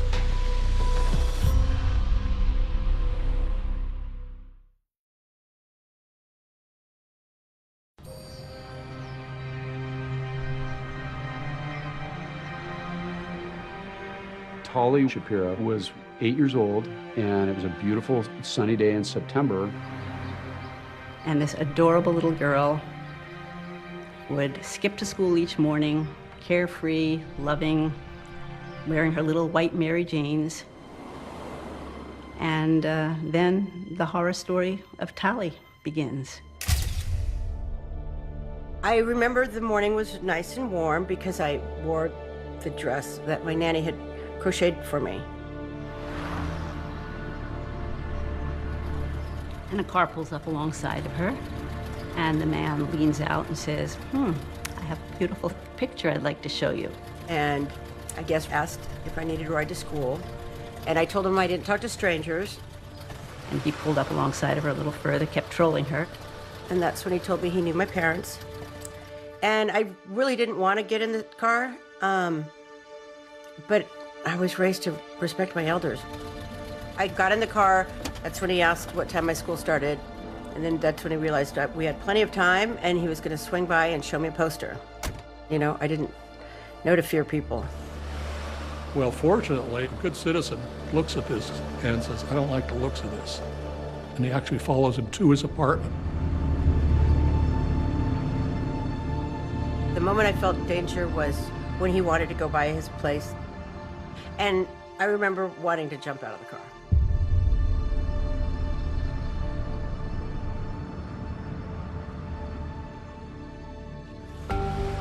So the Good Samaritan, he actually followed the car to a residence where the man took the little girl out of the car and walked her inside, and that didn't look right. And he calls the police. He says, you know, this is real hinky looking. I don't like it. There's this little girl. You know, I think you ought to check it out. I don't remember going up to the apartment, and I don't remember anything after that. I was driving down Sunset heading toward West Hollywood when I received a call to go see a man about a possible kidnapping. I followed him over to the location. At that time, I thought, okay, I better call in for a backup. So I went and called in and requested a backup unit. I went to the front door and started knocking. I could hear someone running around. So the man came and he opened up the curtains a little bit and peered out and said, oh, sorry, I was in the shower. I'll be right there. I see this male person on the other side, no clothes, not dripping with water, no towel. And I said, oh, okay, you need to open the door right now, I need to come in. And he said, wait, let me put my pants on. And I said, okay, you got 3 seconds. I probably waited 5 seconds and I kicked the door in. To the right was a dining room, to the left was a living room, and straight ahead was a kitchen. And here was this little girl, blood all over the place, clothes, shoes, and a dress thrown to one side. There was coins on the floor, and she had this steel bar across her neck, which probably weighed 2 pounds. And there's an image that I will never forget. It's an image of this pipe used to strangle her with, essentially. Press it against her throat, and more blood than should ever be able to come out of a little 8-year-old girl next to these Mary Jane shoes on the floor of this kitchen. I looked at her, I thought she was dead, she wasn't breathing. The other officers came around, we were looking for the suspect. I went back to check on Telly, and I just couldn't leave her there like that.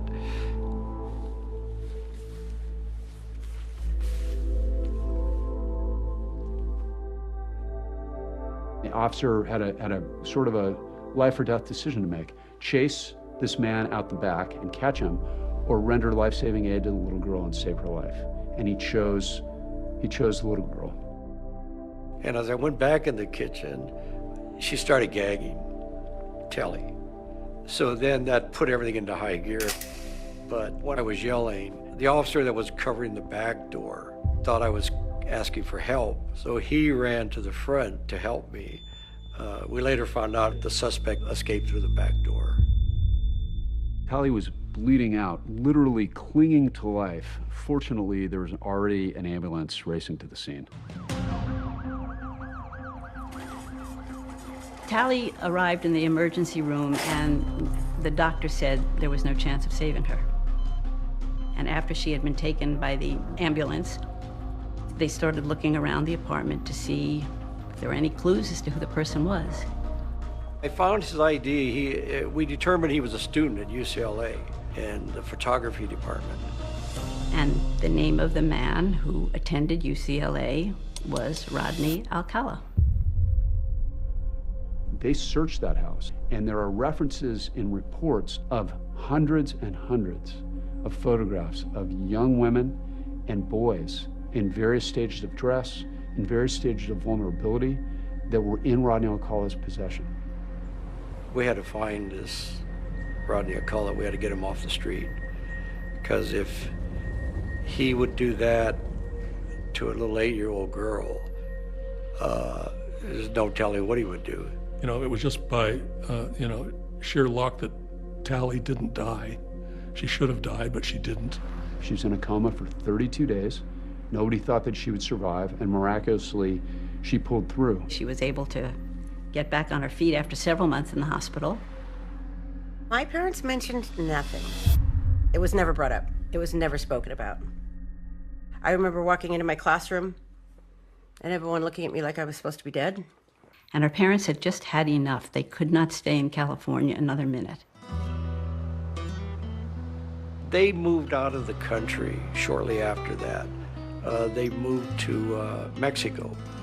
The father wanted to give her a better, safer environment to live in. And that's where they stayed for the next many years. Rodney Alcala has gotten away, and now he's fled, and nobody knows where he's gone. I was police officer with LAPD. This was one of my very first cases, actually, and it was 4 or 5 months old at that time, and he was in the wind. I went out and interviewed a number of his professors at UCLA. One of the things they told me is, you got the wrong guy. Rod Alcala is a super guy.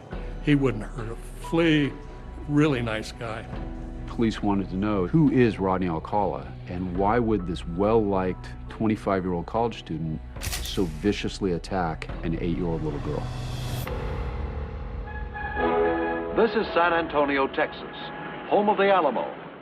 Rodney Alcala was born Rodrigo Jacques Alcala Bucor on August 23, 1943, in San Antonio, Texas. He had an older brother, Raul. He had an older sister, and then he had a younger sister. His family lived in Mexico for a while. The grandma passed away, and the father left the family. They ended up moving to Los Angeles area, to Monterey Park. He had everything he wanted, Alcala. He went to Catholic schools, he went to, private schools. Everyone who knew him said he was a kind boy, a respectful boy, and highly intelligent. Rodney Alcala had every advantage that somebody could have in life. He had a mother who loved him, which is a big deal psychologically. He had friends. He had brothers and sisters who all turned out to be very successful. His older brother was already at West Point, so this is a pretty, patriotic family. And then he joined the Army in the early 60s, and that's where the trouble really began for Rodney Alcala. So Alcala didn't fare well in the Army. He went AWOL a few times, got in some trouble. As it turns out, this bright sunrise sneaking through the curtain, nightmarish urge, coffee cup cooling on the side. You're still tangled in that blanket. I'm still tangled in your mind. Bare feet on cold kitchen towel. You call my name through a sleepy smile. Wake me up, baby, like you always do. Kiss me till the morning, feels brand new. Shake my bones, my lazy heart. Pull me in and restart. Wake me up, baby, wake me up with you. Phone keeps buzzing on the dresser. World keeps yelling at the door. But your hand slips under my sweater, and I don't need much more. Burnt toast, laugh it off together. Wrong song playing, we sing it better. Wake me up, baby, like you always do. Kiss me till the morning, feels brand born.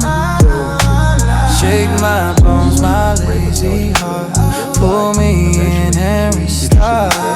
Wake me up, baby. Wake me up with you. Don't need alarm, just your breath on my neck. That sleepy head got me losing my step. If this is all we ever get to do, I'll fall asleep just to wake up next to you.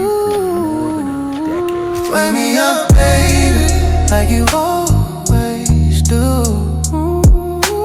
Kiss me till the morning. While the FBI is on the hunt for Rodney O'Connor, shake my bones, my lazy heart. Pull me in every star. Wake me up, baby.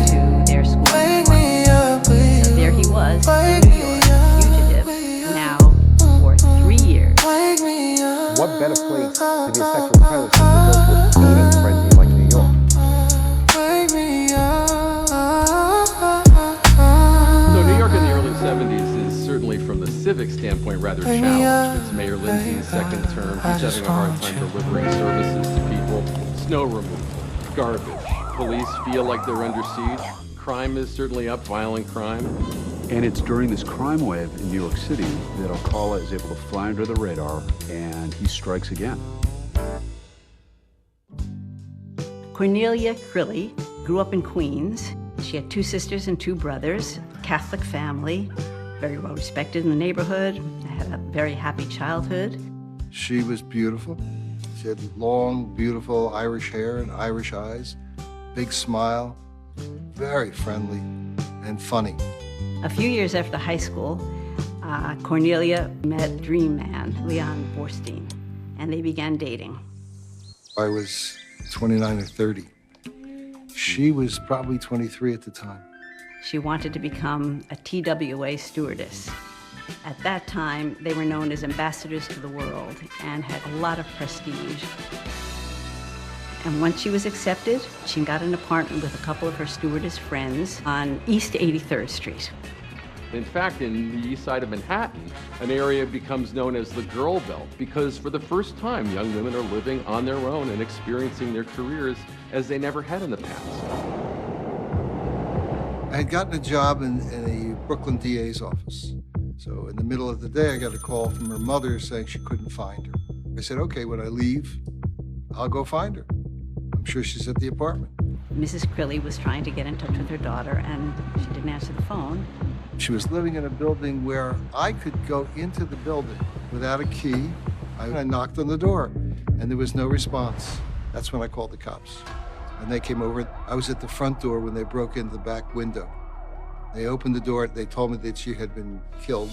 She was down on the floor of her New York apartment. She had been strangled with nylon stockings and also had bite marks on her breast. She'd been raped and brutally murdered. We got a call from the police department that somebody still had to identify the body. So I went over to the morgue. The Crilly case is very unique because she had just moved in the apartment. She's a new girl. No one knew her. So that was a drawback for the detectives in the beginning. New York PD has this brutal crime scene and no suspects. We had almost 2,000 murders that year. It wasn't peace, love, and joy. Detectives had a lot of dead ends with this case. They had nothing, unfortunately, and the case went cold. Well, still enrolled as a student at NYU, Rodney Alcala, AKA John Berger, actually spent his summers as a counselor at an arts camp in New Hampshire. So in August of 1971, 2 campers take the little dirt road down to the post office, and all of a sudden it starts pouring. They run inside the post office to get cover, and they start looking around to see what is in the post office. And there's the good old FBI 10 Most Wanted list. They go from one to the next to the next. Each one looks more horrible than the preceding one. They look at this and they're like, hey, that's Mr. Berger.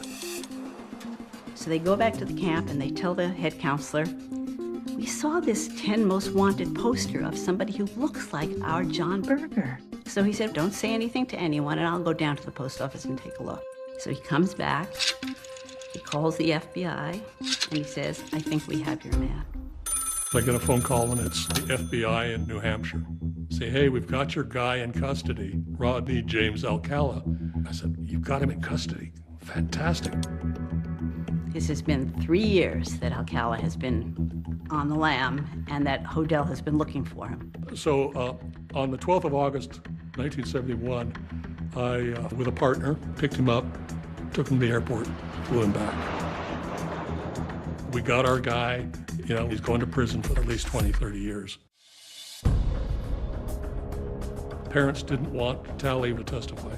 They said it'd be too traumatic. So I think the big fear was, oh my God, you know, will Alcala get away with it? And what's dangerous in the case of a sociopath is they're very persuasive.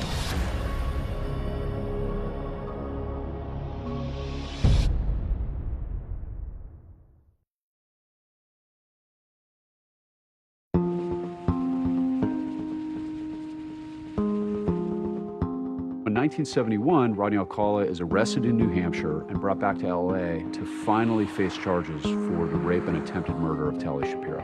He was very low-key, kind of came off a bit introverted, but I could see his mind functioning. And that's what made this guy so dangerous. He was able to read people very well and stay a step or two or three ahead of them. For him, it was all a kind of a chess game. Rodney Alcala is charged with all the crimes against Tally Shapiro, which included kidnapping, rape, child molestation, and torture. It turns out that because Tally and her family were in Mexico, the only charge they could put on him was a plea deal for child molestation. No brutality, no bashing, no raping, no almost killing. And they wound up giving Rodney Alcala a plea deal, where he pled to what's known as an indeterminate sentence. He had 1 year to life in California State Prison. With an indeterminate sentence, it's sliding, it's not determined. And then the parole board has more flexibility in determining whether someone's been rehabilitated or whether they're a danger to the community. This meant that Rodney Alcala would have yearly parole reviews. And what's dangerous in the case of a sociopath is they're very persuasive. And he's getting therapy in prison, and they believe that he has shown enough progress that in 34 months, the California Parole Board released Rodney Alcala back into the world. Not even 3 years. Good behavior, they said. Model prisoner, they said. And he was out on the streets again. The heartbreaking part about this is that they could have kept him, but in those days, that was an era where they believed so strongly in the power of therapy. But when it comes to fixing psychopaths, it doesn't work. So Alcala is the luckiest man in the world. He's out on parole, and he's having the best time. He's photographing people, and he one day decides to take a ride, and he starts strolling again. True to form, 2 months later, Rodney Alcala is caught smoking marijuana on the cliffs of Sunset Beach in Huntington Beach with a 13-year-old girl. And he was caught by park rangers. So he gets arrested yet again. And this time, he gets 2.5 years, and he's taken to prison. In June 1977, Rodney Alcala is released again from California State Prison, and he goes in, different parole officer this time, and he asks for permission to go on some vacations. And the parole officer miraculously says, sure, go ahead. So Rodney heads off to New York. July 1977 in New York was a difficult time for everyone. It was hot, it was steamy, the garbage wasn't being collected. When you used to read the newspaper, Daily News or the Post, the first 20 pages are just violence, violence, violence, every day. There were a lot of murders going on, including Son of Sam. During the time of Son of Sam in 1977, the city was afraid. Look, you had a lunatic running around, shooting men and women in cars. Police in New York are on special alert tonight for a psychopathic killer who calls himself Son of Sam. His favorite targets, young white women with long dark hair. During that time, Alcala is taking a lot of photographs. He walks up and down the streets and asks people if he can take their picture. Young boys, young girls, older women, doesn't matter. He just wants to take photographs. And a young woman says, sure, you can take my photograph. And they start talking and they get along. It's very nice. Her name is Ellen Hover.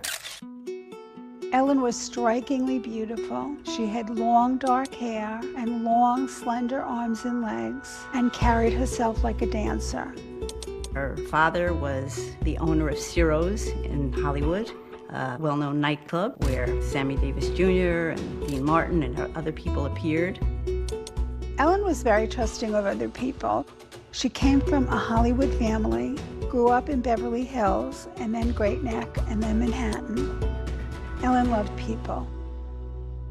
On July 13th and 14th was the famous New York City blackout. This is an ABC News special report. New York City went totally dark last night, and tonight large parts of the city still are without power. It's lawlessness. People loot, crime goes through the roof. You know, people are afraid. There's no refrigeration, no water, no lights on one of the hottest, steamiest nights of the year in New York City. It was a very unsettling, hard time for most people. On July 15th, Ellen Hover goes missing. That evening, friends tried to get in touch with Ellen. Nobody could. The phone rang. It was Ellen's mother, Yvonne Schwartz. Mrs. Schwartz asked me if I had heard from Ellen since the weekend, and I said no. The next thing I knew, I was watching the 11 o'clock news, and there was Ellen's picture. New York heiress missing. And the next day, when the police showed up at her door, they looked inside and they found on her calendar there was an entry that said she was meeting John Berger.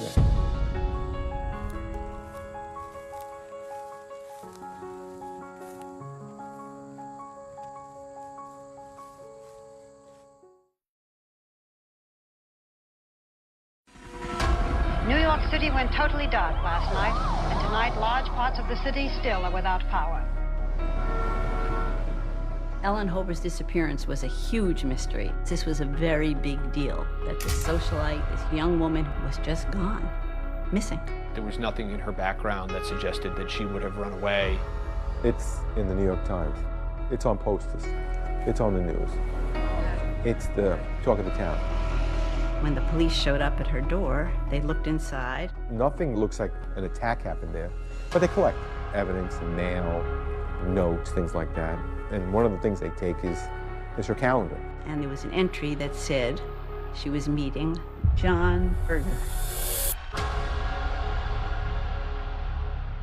They research back, and they try to ID who John Berger is. You're talking about a woman who goes missing in New York City pre-computer. And so Rodney Alcala / John Berger was never really on the radar of the New York City Police Department. So Alcala goes back to LA, and he's there actually trying to find a job. Rodney Alcala gets a job with the Los Angeles Times working as a typesetter. You have to put this into perspective. On the lam for 3 years, 10 most wanted, 2 stints in jail, felon. He applies under his own name, Rodney Alcala, and he gets the job. He actually would bring in photographs to show some of the people at his work. A lot of the photos were of nude girls. And I think it was like the time when people didn't really question it. You weren't like, oh my God, you're a pedophile. Like instead they were like, oh, he's just kind of strange. You know, he's very artsy. So 5 months after Alcala is returned to LA, the FBI is actually able to connect the dots between Rodney Alcala, the name John Berger, and the notes found in Ellen Hover's calendar. So Rodney Alcala was eventually questioned by the FBI in relation to the disappearance of Ellen Hover, and he admitted being with her. Where did you meet Ellen on the 15th? He said he had taken her up to Westchester to take a picture. They had a lovely time, and that was it. Never saw her again. They can be called like dropping her off. That was it. At that point, they still had not found a body. Other than him admitting to the crime, saying, I killed her, there wasn't enough to arrest him. This is Bill McCreary in North Tarrytown with a story about the discovery of the body of a millionaire's daughter missing for the past 11 months. Ultimately, she's found. It's almost a year later. She's found up in an area by the Rockefeller estate. They found clothing of hers nearby. They went back to the same site, and they discovered her remains. But it's all skeletal. She's identified through a dental comparison. Well, police are able to positively identify the remains of Ellen Hover. There is no forensic evidence that leads them to her killer. 1970s was considered a serial killer central. You have the hillside strangler, the night stalker, 2 freeway killers. You have the bedroom basher. Elsewhere, you have Ted Bundy and John Wayne Gacy killing people in Chicago. Recently, there's been a rash of mass murders. 1977 through 1978, many women were murdered. Police in this era are lacking a lot of the investigative tools they have today. There's no DNA, there's no surveillance camera around every corner. People aren't walking around with a GPS in their pocket. All of these things lead to this sort of perfect storm for Rodney Alcala, where he's able to remain one step ahead of police, and he goes on the hunt for more victims, and there's absolutely nothing to stop him. Jill Barkham was a 19-year-old girl in New York who was adventuresome and wanted to take a trip with a friend of hers. And so she left New York for Los Angeles. Jill and I were very close as children growing up. We were often mistaken as twins. Jill had a very free spirit about her. Bruce was very sad when she left New York, was very scared for her, being so young at 19 years old. So November 10th, 1977, I called home and there was crying in the background. They said, you need to come home. You need to come home. And that's all they would say. Jill Barkham was found off of Franklin Canyon Road, and it was down the street from Marlon Brando's home at the time. She was found bent over, half naked. Her head was facing the dirt. She has multiple ligatures on her neck. It was a brutal crime scene.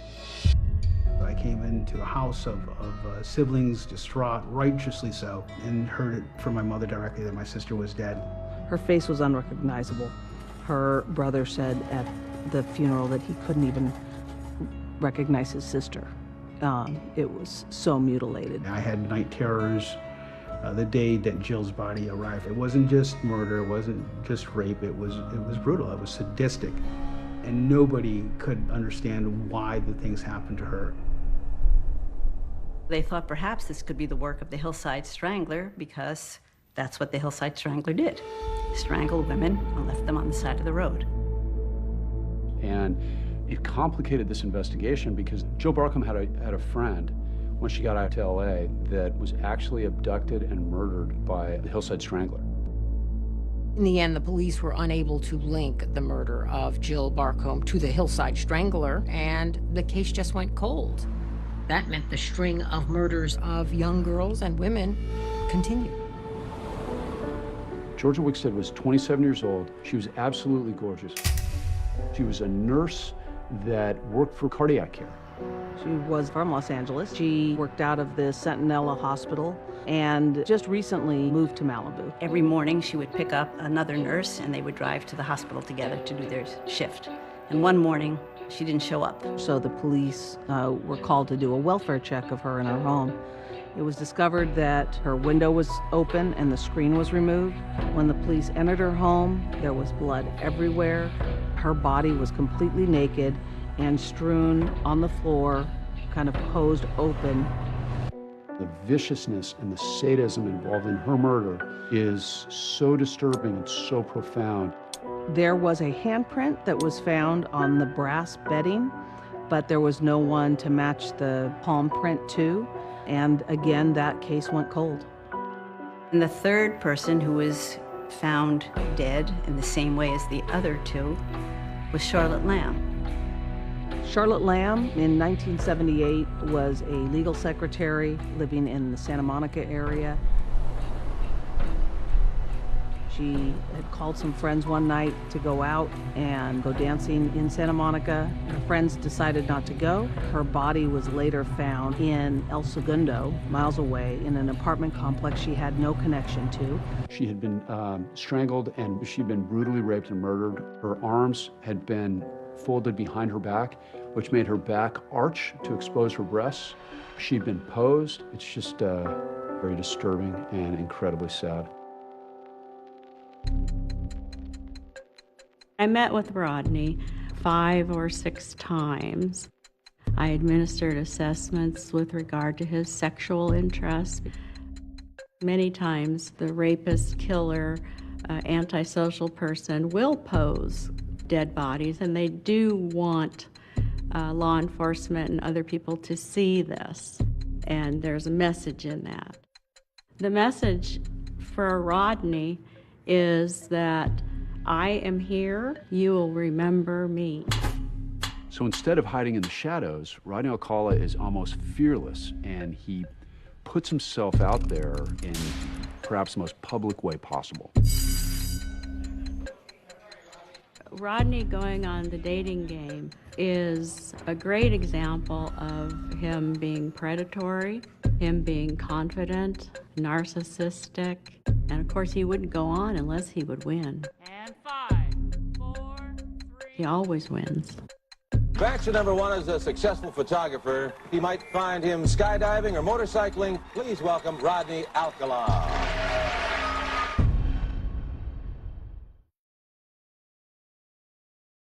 Please welcome Rodney Alcala. Bachelor number 1, Yes. what's your best time? Night times when it really gets good. In retrospect, it has got to be one of the creepiest moments on TV.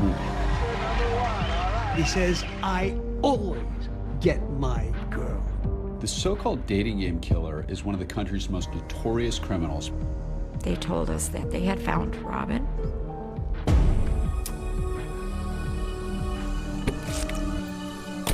It was devastating.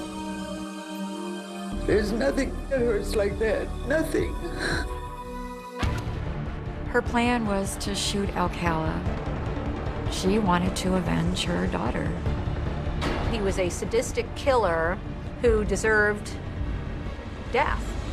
Model prisoner, they said, and he was out on the streets again. A pattern of catch and release that would continue for more than a decade.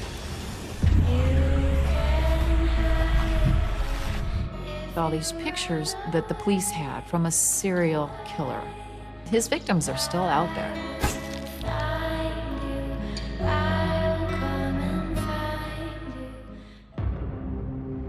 So tries out for Chuck Berry Productions and becomes a bachelor for the dating game. He was very striking. I don't know, there was a boldness about him, and he had long black hair. He was just a striking looking person. In terms of putting him on as a contestant, I think on the form I wrote NW, which was my symbol for no way, no darn way, is this guy gonna be on the show?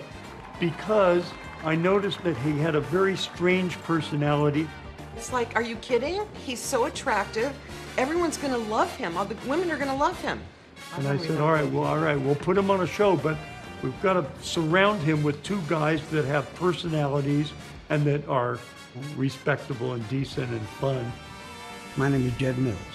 When I got the job on the dating game, they said, you're going to be bachelor number 2, so you'll be sitting in the center. Bachelor number 1 was a little creepy. I noticed that right away. In the green room, he jumps in, he says, I always get my girl. Number 1, would you say hello to Cheryl, please? We're going to have a great time together, Cheryl. Immediately did not like this guy. And here we go. Bachelor number 1, Yes. what's your best time? One of our edicts was to make the show much sexier and much more provocative than the show in the 60s. Everything was sexy in the 70s. So we pushed the envelope. The best time is at night. Night times when it really gets good. The sexual innuendo intrigued the audience. They loved it, and they started clapping. Yeah, they loved this guy. Oddly enough, 42 years later, I still remember Cheryl Bradshaw. She did voices. And she says, suppose I was auditioning you for a private class, and you're a dirty old man. You're a dirty old man. Take it. Come on, over here.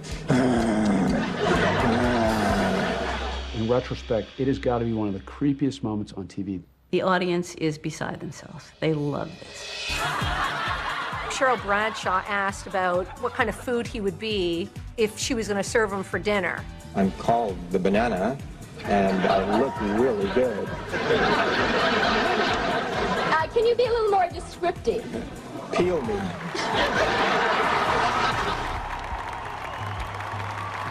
In retrospect, it sounds horrible, but at the time, we were looking for raunchy, sexy answers, and that was one. Taken in context now, oh my God. Rodney's motives for going on the dating game are, in my opinion, part of his personality disorder. He wants a lot of attention and he believes he should have it. He's quite bright and he wants the world to know who he is. When it became time for the bachelorette to choose number 1, number 2, or number 3, she said, Well, I like bananas, so I'll take 1. Number 1. That's your number 1. All right. This is your date to Rodney Alcala. Rodney, come on and say hello. She seemed very excited about seeing him. And when he came around, I would say it was a pretty lukewarm togetherness. She called the office the next day and spoke to Ellen. She said, Ellen, I can't go out with this guy. There's weird vibes that are coming off of him. He's very strange. I'm not comfortable. Is that going to be a problem? And of course I said no. I would be very interested in knowing what happened in the days after when the person who chose him would not date him.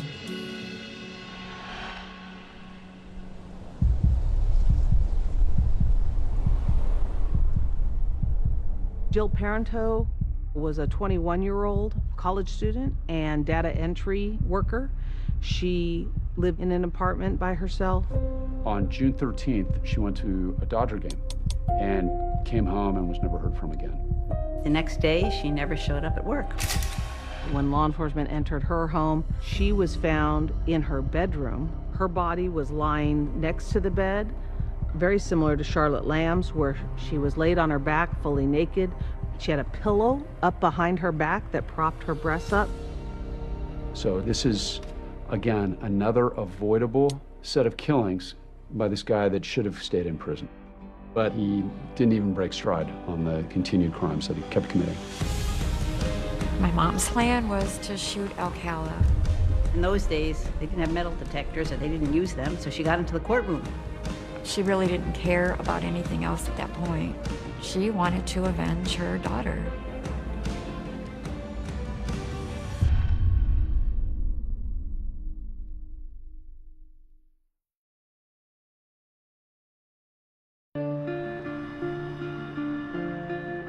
In 1979, Rodney was living at his mother's house where he had a separate entrance, and perhaps he lived there because he didn't have to pay any rent.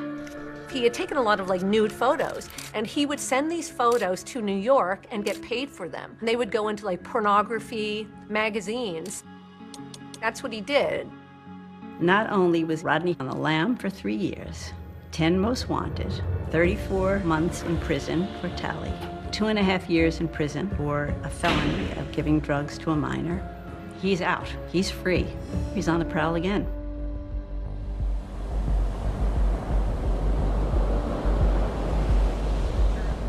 On June 20th, 1979, Rodney Alcala leaves his mother's house and drives to Huntington Beach. And he starts in a place called Sunset Beach, which is a little bit north on Pacific Coast Highway, and he runs into a 17-year-old girl on roller skates named Lori Wirtz. I was with my friend Patty, and we decided to go to Sunset Beach. We were approached by Alcala. And he says, I'm a photographer, and hey, if you could just, skate this way, I'll take some photos. And I said, oh, that's okay, I'll just help him out. And there's a series of these photographs that are taken by Rodney Alcala. He was a formally trained photographer, which really played into his method of luring these women and young girls into vulnerable positions. It's my opinion with regard to Rodney that deviant behavior is always preceded by deviant fantasy. The taking the pictures, going around looking for little girls, sizing people up. It's a part of the constellation of the Rodney Alcala killing machine. The encounter with Lori Wirtz is very important for 2 different reasons. Number one, it shows that he's actually down in Huntington Beach that day, which he later denies. And it also shows that he's actively hunting for his next victim. He was asking me all kinds of questions, like where I'm from, my name, my age. He tried really hard to get me in the car. He tried to get me in the car and leave my friend on the beach. She doesn't bite, won't get in his car. He started to drive away, and I did see that he was driving toward Huntington Beach.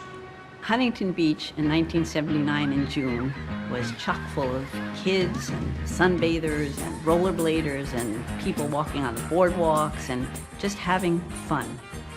The vibe in Huntington Beach back in the 70s was pretty easygoing. You felt safe.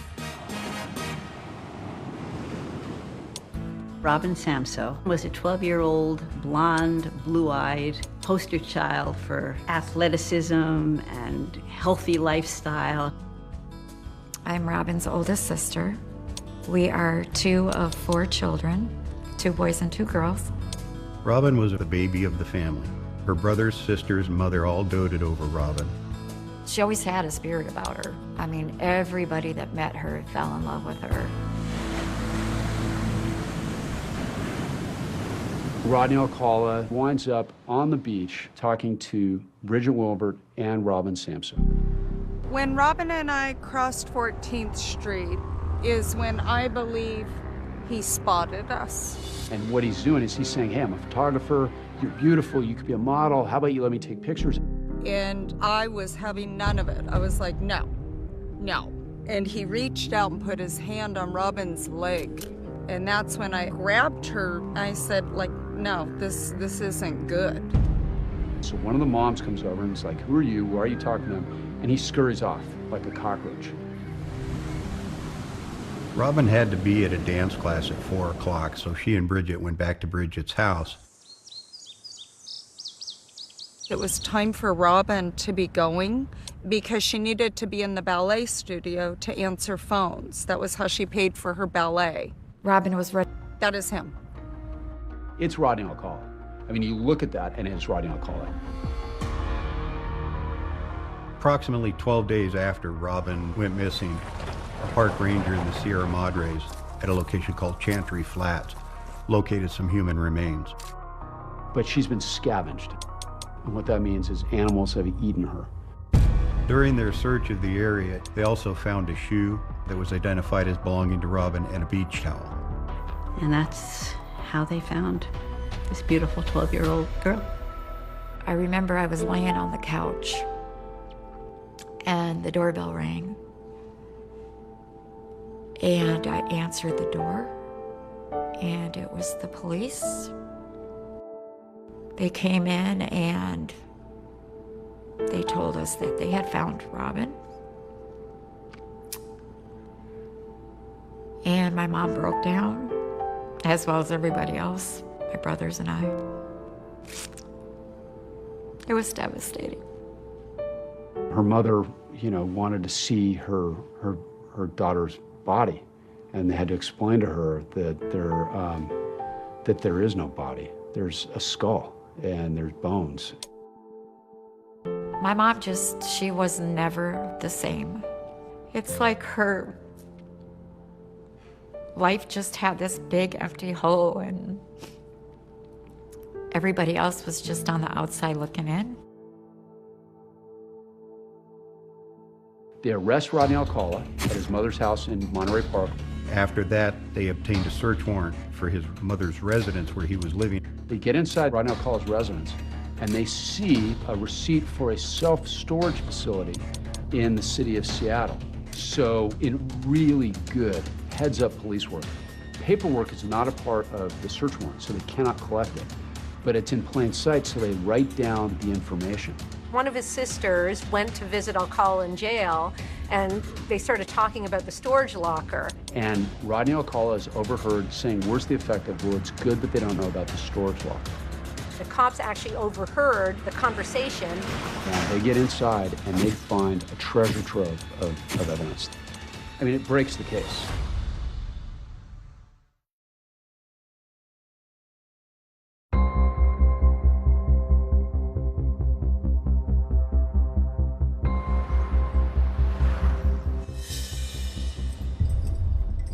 They arrest Rodney Alcala, they bring him to Huntington Beach, and they interview him.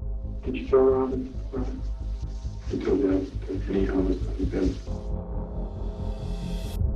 After the police interview him, he's very savvy and he gives up very little information and he essentially denies all wrongdoing.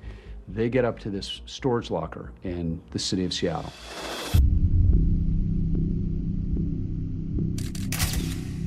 They find thousands of pictures of young people, older people, all kinds of people in compromised positions. They also find various forms of jewelry, a bunch of different earrings and little keepsakes. Those are trophies. For Rodney, it's his vehicle for power and control. That's why he keeps things. I remember them asking my mom to the police department to come and identify some things that they found at a locker in Washington. Two of the earrings found were gold ball earrings. Robin was described as wearing those earrings on the day that she disappeared. In 1980, Rodney Alcala was tried for the murder of Robin Samsoe. One of the stories that Marianne Connolly, Robin's mom, told was that during the 1980 case, she actually showed up with a gun. Her plan was to shoot Alcala. She really didn't care about anything else at that point. She wanted to avenge her daughter. In those days, they didn't have metal detectors, or they didn't use them, so she got into the courtroom. I remember she was very calm. She just kept saying, everything's gonna be okay. Everything's gonna be okay. The trial began, and she had her hand on her purse, and she was ready to kill the man who had murdered her daughter. I do remember her telling me that she heard Robin's voice and told her not to do it. So she had changed her mind. On May 8th, 1980, the jury on the Robin Samsoe case deliberated less than 5 hours. Rodney Alcala was convicted and sentenced to death. He was taken to San Quentin, where he was put on death row.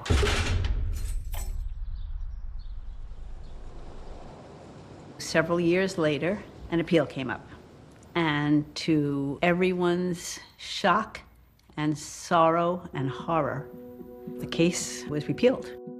The verdict was overturned by the California Supreme Court because the justices determined that the jurors in the trial had been improperly informed of Alcala's prior sex crimes. I think that there's been a gross miscarriage of justice for being found guilty of something that I didn't do. In 1984, we learned that Alcala was getting a new trial. Once again, my mother was completely destroyed. Just can't believe that we have to be punished for what he did. And that's really what it amounts to. We're the ones that are being punished. It means nothing to him. In the 1986 retrial of Rodney Alcala, a new prosecutor was assigned. He was very confident in his ability to be able to get a conviction on that.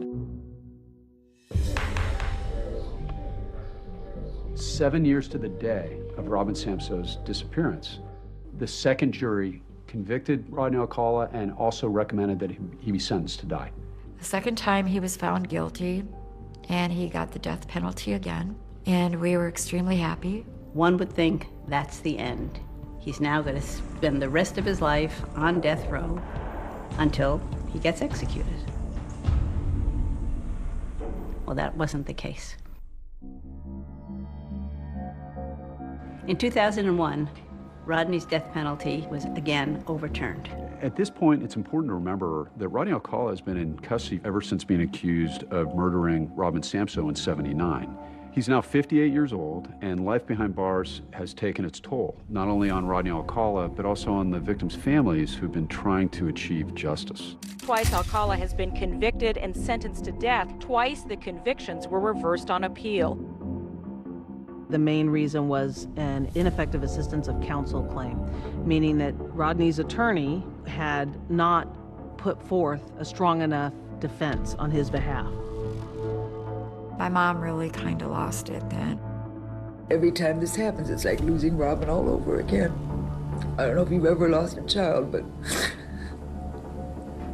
there's nothing Nothing that hurts like that. Nothing.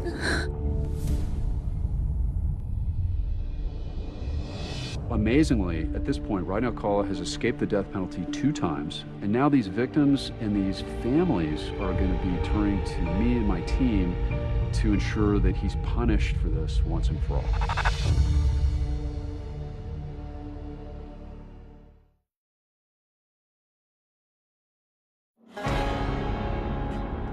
This case was assigned to me back in 2003 when my boss came in and essentially gave me the rundown on it and said that it was going to be a tough one. That's when Matt Murphy decided to go back to the evidence. And he had that pouch of jewelry that was recovered in the Seattle storage locker reanalyzed for DNA. Which meant that Rodney's DNA could be put up against the DNA that had been taken decades earlier from the people whom we all believed he had murdered. The DNA matched Charlotte Lamb, Jill Parenteau, Georgia Wickstead, and Jill Barkham. At that point, Rodney Alcala is clearly now known as a serial killer. When you get a case like this, the first thing you do is you meet with the family members, and it really drives you. And they say you see the reflection of your victim in the eyes of the people who love them. I forget a lot of things, except the most important thing I can't forget, and that's her and how she died. I was the same exact age as Robin Samsoe. We were both 12 years old in 1979, and you connect with your victim.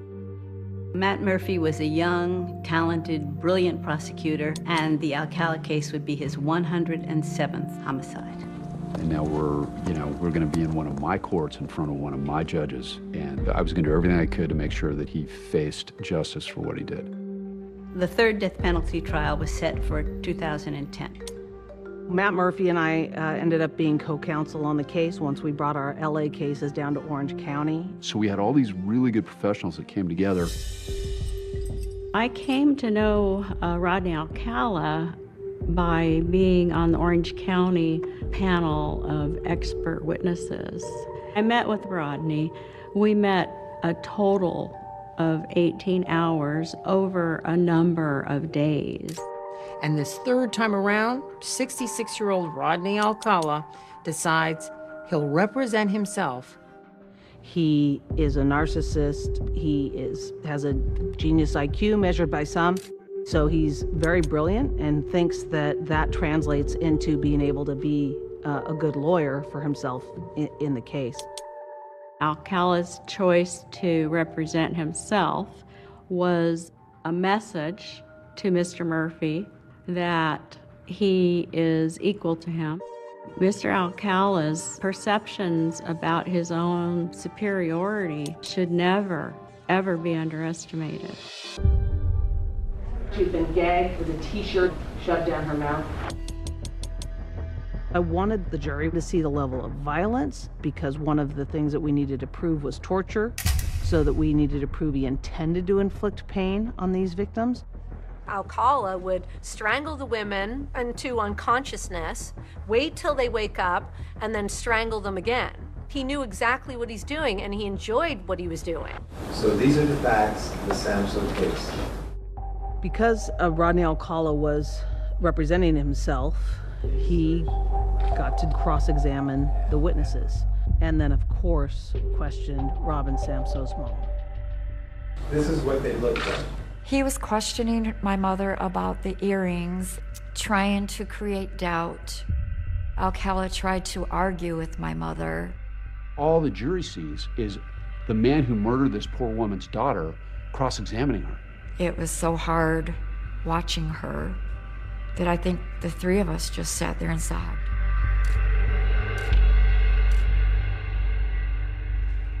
Robin Samsoe's day in court is today. You make sure that he is held responsible for what happened to that little girl.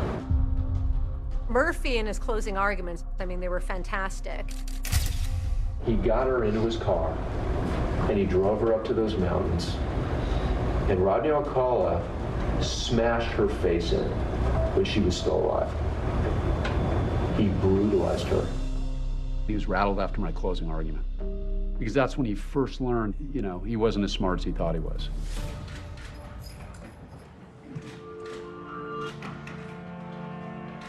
The day the verdict was read, the courtroom was very still and very quiet. We, the jury, further find and affix the degree thereof, murder in the first degree. The verdict was guilty on all charges, across the board, all 5 murders. The evidence that we put in for the penalty phase of the trial focused largely on his prior sexual assaults of Tali Shapiro. When Matt reached out to me in 2010, he was pretty adamant that he really needed me to come forth and help put Alcala away. So now we've come full circle from 68 to 79. So bringing Tali Shapiro in as the one who lived, as the one who got away, is very important for a jury to see what a monster Rodney Alcala is. I was there for the Samso family. I've never been the victim. I've always been the survivor. If you decide that the death penalty is appropriate punishment, you shouldn't feel too good about it.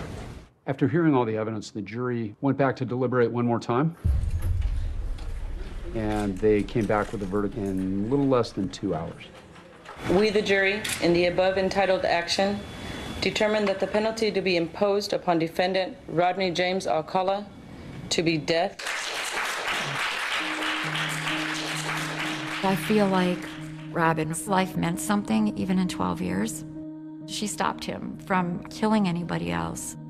And I believe that if you would have told her that God was going to use her for this purpose, she would have been okay with it. I just pray that I live long enough to watch him be executed. I only wish that I could be the one to administrate the injection.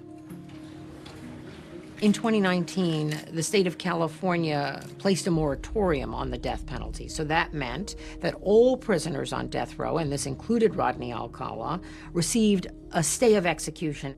This did mean, though, that Robin Samso's mother would not see Rodney Alcala executed.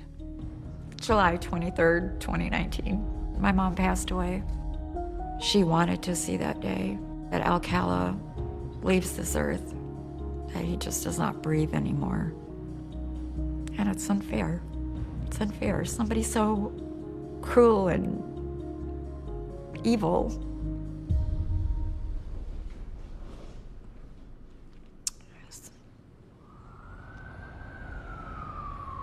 Cold case investigators tonight saying they have solved 2 of New York City's most notorious murders. New York had been investigating cases involving Rodney Alcala, a murder in 1971 and a murder in 1977. Although Alcala is already on death row in California, he will be extradited here to go on trial for killing the 2 New York women. They decided to charge Rodney with the 2 New York murders. He conceded that he did kill the 2 women in question. I was surprised that he pled guilty. I think ultimately he knew he was going to be convicted. Mr. Alcala got 25 years to life, which is the highest sentence under the law. After the trial, the Huntington Beach Police Department released hundreds of the photos that they found in that Seattle locker to the general public. Police don't know if any of the people in these pictures were victims of Alcala, but hope the public might be able to help identify them. After the Huntington Beach Police Department released those photographs, the decades-old mystery of Christine Thornton was about to come full circle. My son sent this email to me with all these pictures in it that the police had from a serial killer. That was her. That was definitely her.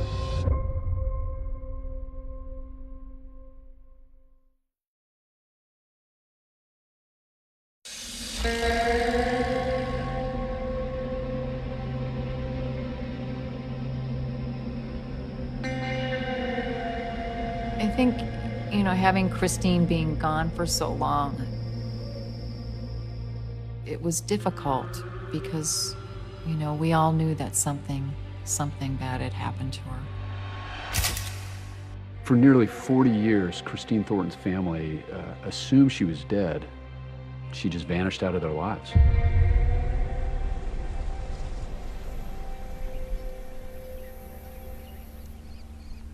In '82, this herder out in the middle of nowhere comes across a pile of bones, obviously human remains. Several initial deputies responded along with detectives, and what they found was it was a body of a 25 to 35-year-old female. They also found the bones of an unborn child mixed in, largely all intact.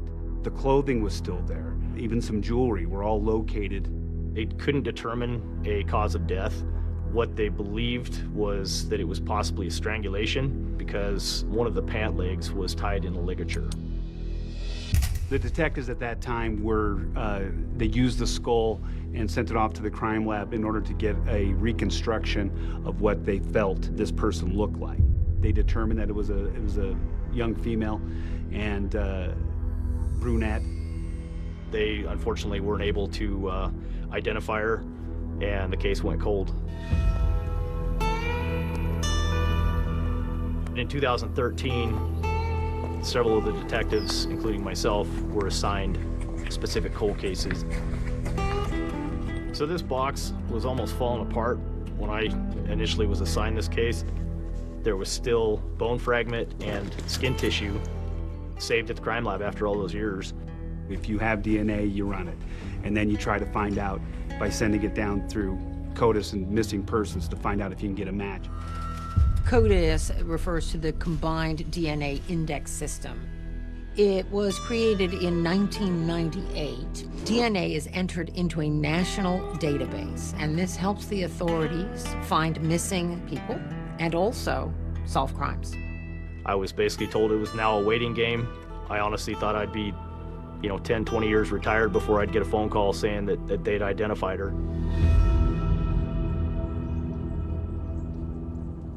So in 2013, my son sent an email to me knowing that he had an aunt that he had never met.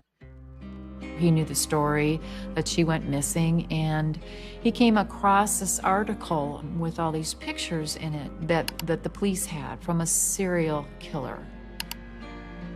Her son found the website that had all the pictures that they found in Alcala's locker up in Seattle. She looked through all these photographs and kept stopping at that one photograph of a beautiful brunette seated on the back of a motorcycle. And I'm like, I think that's Chris. And sure enough, I looked at her little pinky toe, which I remember. It just was very distinctive. It curled up on her other toes. And, I kind of knew that was her. That was definitely her.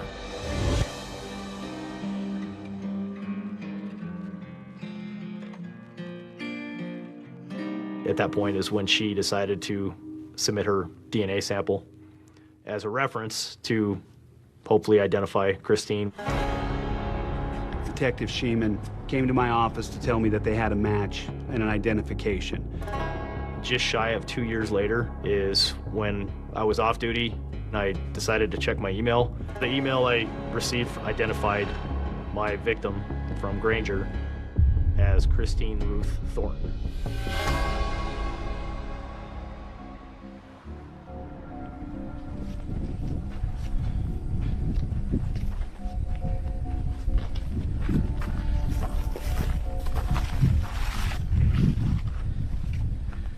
So this is a copy of the photo that was found in Rodney Alcala's possession.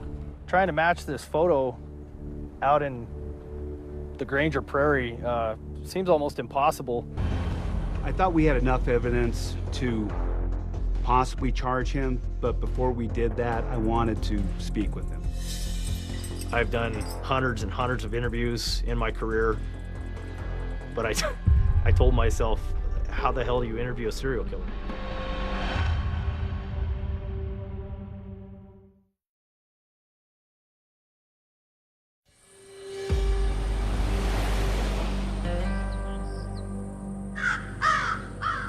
It's 2016, 6 years after Rodney Alcala has been convicted for the murders of Robin Samso and the other women.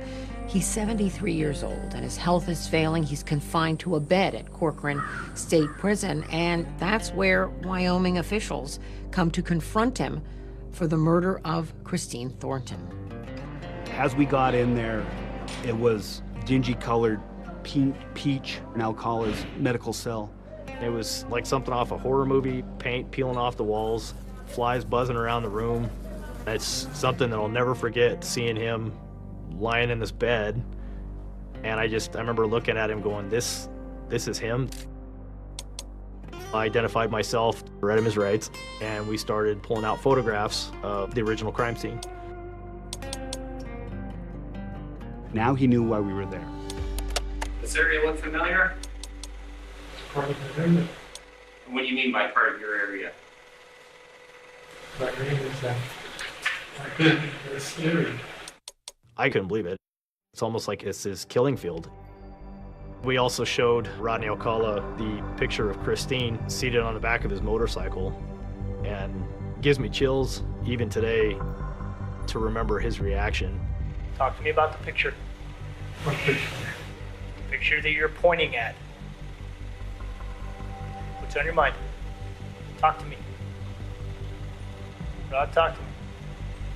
Tell me about that girl. He took his finger and he started tracing her body on the photograph. And then he started tapping on the photograph and kept doing that for a couple more minutes. That's a guy who wants to relive it again. It empowers him, right?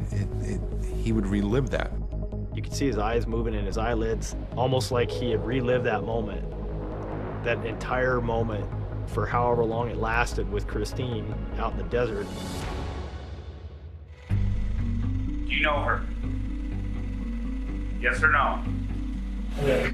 You remember taking this picture? Yes. Okay. Now the question is, Mr. Alcala, how did she end up dead? Did you kill her? Yes or no, sir? When it comes to the big question, he's not going to give it to you. But we got him to admit that he was there. And we got him to admit that he knew Christine. And that's all we needed.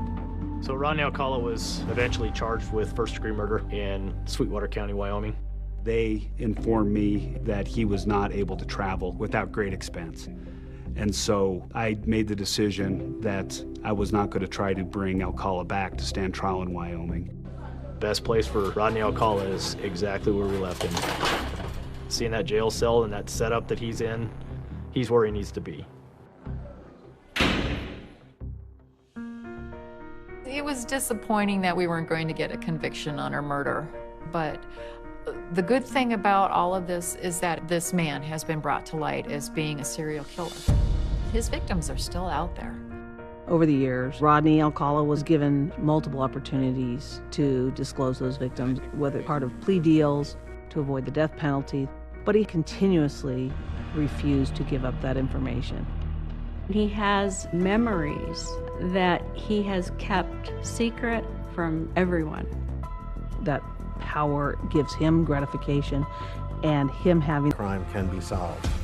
It's firing John Ramsey. Tonight, the new John Ramsey interview. You dwell on your loss, and you just can't do that. And what you've never seen before. From the iconic Barbara Walters sit-down. This was a monster that killed our daughter. And the police think that it's you. Now the detective who defied the police. They knew at the time that there was DNA and that it was not from Ramsey's DNA. And he just said, I have a name, I want you to write it down. And I did, and he said, that's where you start. All but one person on that list is innocent. Then you got your killer.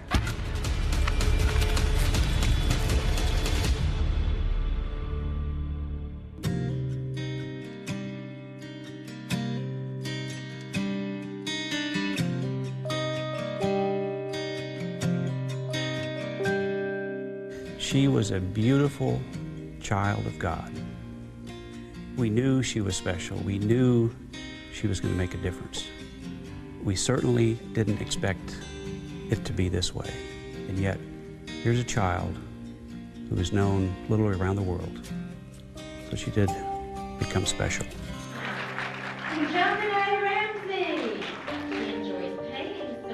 She is the special little girl, forever 6 years old.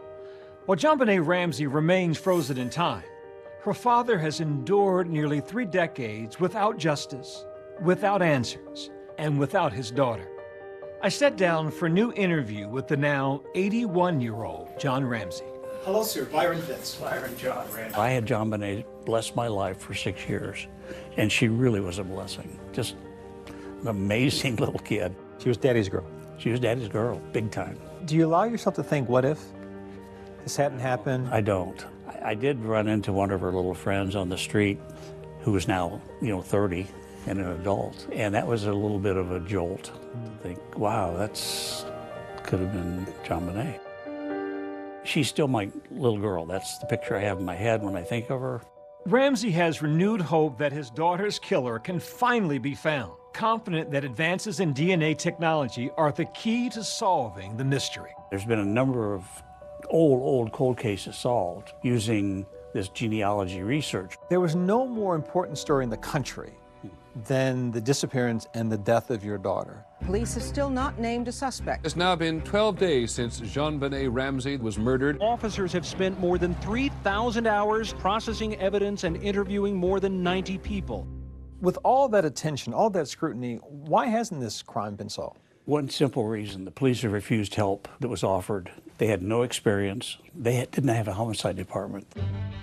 That police response and its aftermath is the focus of a new Netflix docuseries, Cold Case: Who Killed John Benet Ramsey? Someone killed this 6-year-old child.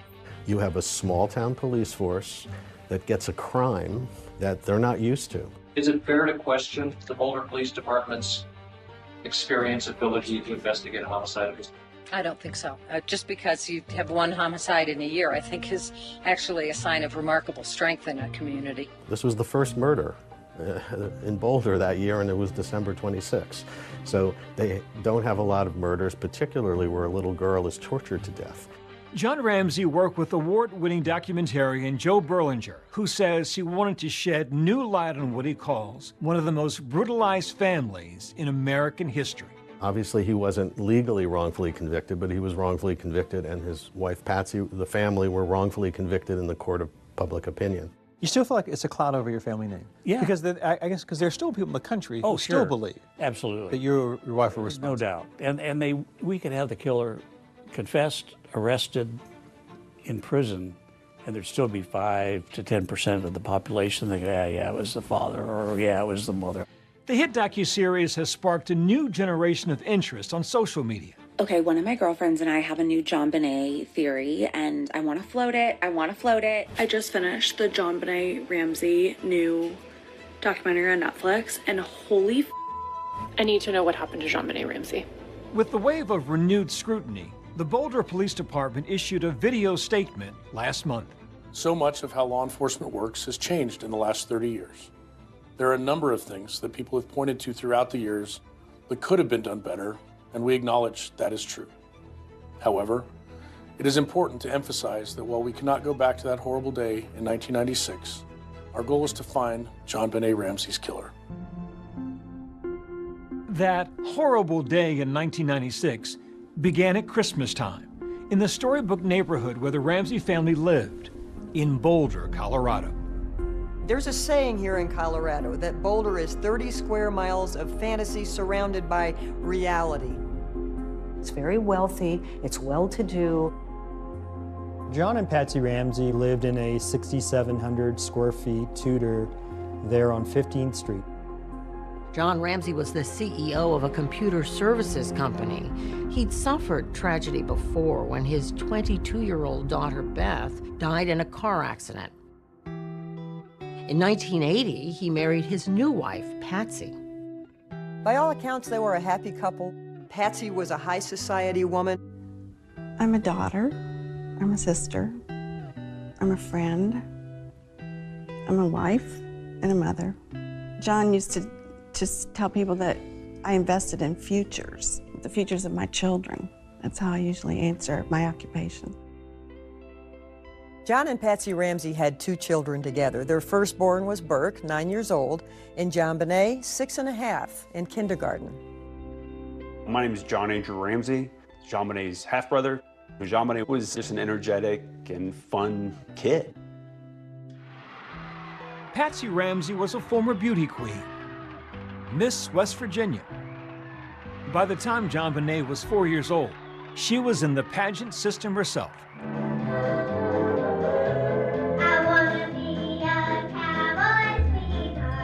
I really believe that if we hadn't seen the beauty pageant photos of JonBenet Ramsey, it might have just gone into the ether as another child murder. This one captivated us because we saw the beauty pageant pictures.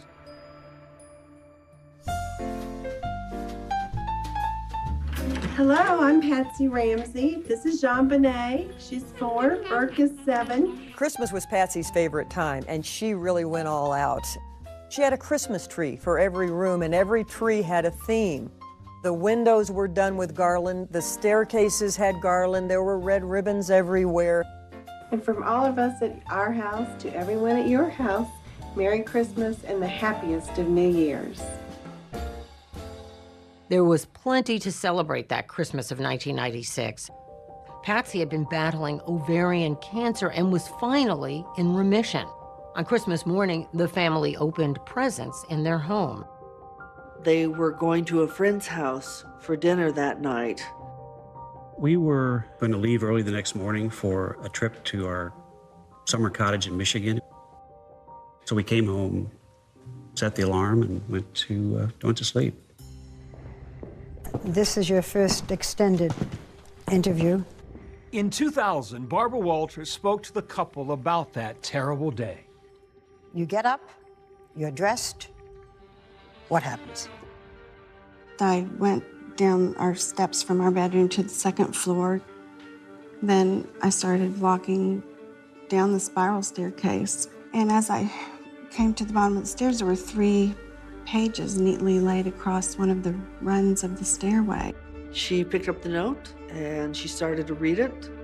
I just remember when I read, "We have your daughter," it just, this overwhelming fear. And then? And then I just screamed for John, screamed.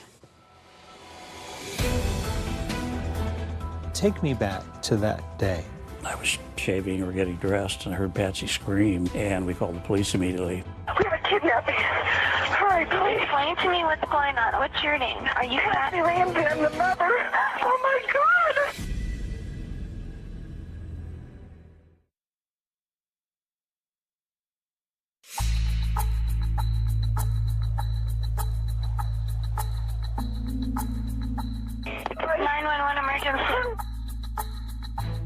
I was the call taker that night shift when the call came in. Police, what's going on 15th Street? What's going on there, ma'am? We have a kidnapping. Hurry, please. Explain to me what's going on, okay? There's a note left and our daughter's gone. There's a ransom note here. It's a ransom note? Oh my God! Please. She's hysterical. She says there's a kidnapping. Please. I'm sending an officer over, okay? Please. Do you know how long she's been gone? No, I don't. Please, we just got out and she's right here. Oh my God, please. The note said, if you do anything, if police come, if FBI come, your daughter will die. You called 911. Yes, I did. I had to do something. I had to take action. And I mean, all this happened in a matter of moments. Patsy Ramsey called 911 at 5:52 a.m., and the first officer from the Boulder Police Department arrives 3 minutes later at 5:55. We called friends for help at that point. Your daughter is gone. Desperate. She's in the hands of a madman. My phone rang. Pam, they've got her. What do you mean they've got her? They've kidnapped JonBenet. She's gone. What was the atmosphere like as you sat and waited? Well, it was awful. First of all, we didn't know whether the kidnapper was going to call that day because the note said, "I will call you tomorrow. Get plenty of rest." I was deathly afraid that tomorrow was in fact the 27th. You lose all perception of time, of place. You've just been dealt a horrible, crushing blow. At 6 o'clock on the morning of December 26, the police came in and did a cursory search of the residence. It was a lavish home with about 18 rooms. The police did a terrible, terrible job securing that scene. And if you don't secure the scene, you don't get good evidence. The mistakes they made were outrageous, they were mystifying, they were mistake after mistake after mistake. People were streaming through that house. They were in the kitchen, they were in the living room. There were some friends of Patsy's that were helping her wipe up the kitchen. There could have been fingerprints there. You had friends that were Windexing the sink and washing dishes. And People were making toast in the kitchen. And yes, a kidnapping is a crime scene, but we were so focused on getting JonBenet back. That was the task. What we have learned is that everyone should have been sequestered into an area so that people weren't roaming around the house. And that was a mistake on my part. The reason I didn't is because these people were the Ramsey's support system. There was no information at all to indicate the family was involved at that point. It was a crime scene, and it was getting contaminated. The note was being passed around and reviewed by all of their friends. Of all of the evidence left behind, that ransom note is the most baffling. Number one, it is too damn long. A ransom note is not that long. A ransom note says, I have your child, I want $1 million, I'll call you later. The note was 3 pages and written in longhand. That ransom note was the War and Peace of ransom notes. It begins, Mr. Ramsey, listen carefully. You will withdraw $118,000 from your account. $100,000 will be in $100 bills, and the remaining $18,000 in $20 bills. You think about this number and how is it relevant? And it's relevant because John Ramsey got a bonus from his company for $118,000. How many people knew that? I'm going to guess not a lot of people. This footage of Barbara Walters' interview with the Ramseys in 2000 has never aired until now.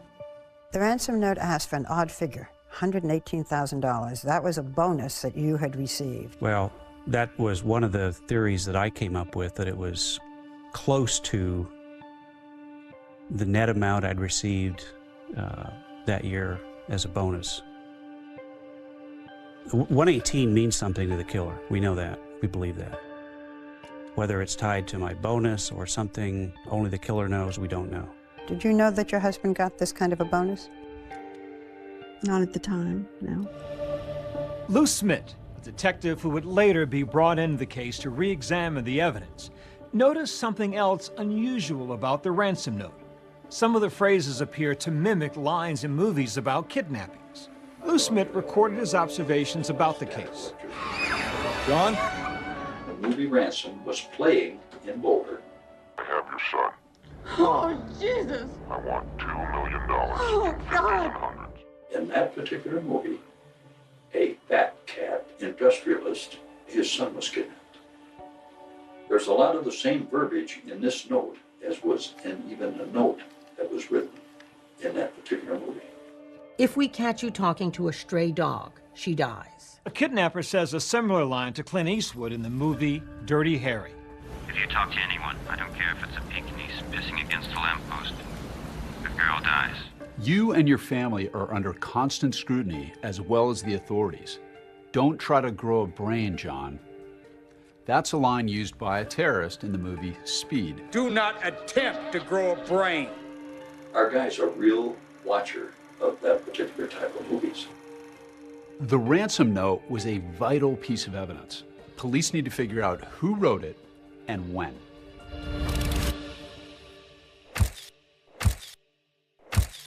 On the morning of December 26th, the minutes ticked by as the Ramseys waited to hear from the kidnapper.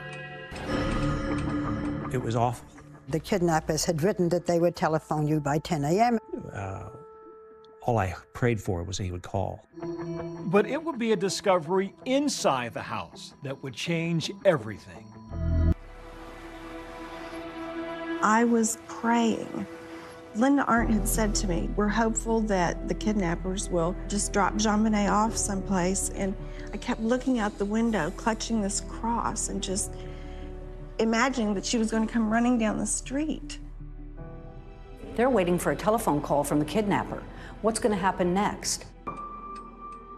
My former ABC News colleague, Elizabeth Vargas, did one of the first extensive interviews with Detective Linda Arndt. 10 o'clock comes and goes, and there's no acknowledgement that the deadline imposed by the author of the ransom note has come and gone. Nobody said it's 10 o'clock and the kidnappers haven't called? Nobody said that. According to Arndt, neither John nor Patsy Ramsey seemed to market or freak out about it. She says later she found it curious that John Ramsey checked his mail in the kitchen in the middle of the crisis. How are you supposed to act when you think? Oh, I don't know for sure, but I really thought I could get JonBenet back if I kept my wits about me. You know, there was a pile of envelopes that had come through our front door slot. I was looking for another communication for the kidnapper. She should have been doing that. Linda Arndt tells the restless John, why don't you look around the house, see if anything is missing or looks strange. Check the house, top to bottom. Look for anything that might belong to JonBenet that is in place where it shouldn't be. Were you at that point giving him perhaps a little bit of distraction, busy work? I wanted to lessen his anxiety by giving him a job to do, a task, a meaningless task. John took a friend with him. They went to the basement, and John opened the door. You opened the door to the small room. She clearly felt in danger at that moment. She made it clear that she thought John Ramsey killed his daughter and that he might kill her. Linda Arndt's ability to look in someone's eyes and determine they were a killer is a remarkable talent. We reached out to Detective Arndt to ask her about her reaction back then, but she did not respond. Ramsey has long been upset with her. She said, yeah, I saw it in John's eyes. I knew he was guilty. That was the detective that was there that morning. How is it that you have all these cops searching a home and nobody finds the body, but you asked John Ramsey to go look for things out of the ordinary, and he finds his daughter in a room that had never been opened by anybody in law enforcement? That's crazy. He lays her on the living room floor where just a few minutes before, friends and neighbors have been walking and, you know, bringing in fibers and whatever to contaminate the scene. And then the coup de grace. He grabs a blanket, which is full of who knows what kind of contaminants, and throws it over the body. Patsy was being kept out of the room, and I didn't want Patsy to see JonBenet laying there like that. I remember walking in and seeing her lying there in front of the Christmas tree. I knelt down over her and just laid my body on her body and my cheek against her cheek, and it was cold. And Father Raw was there. And he started saying the last rites, I believe. And I just kept saying, no, no, you know, ask God. Ask God to raise her.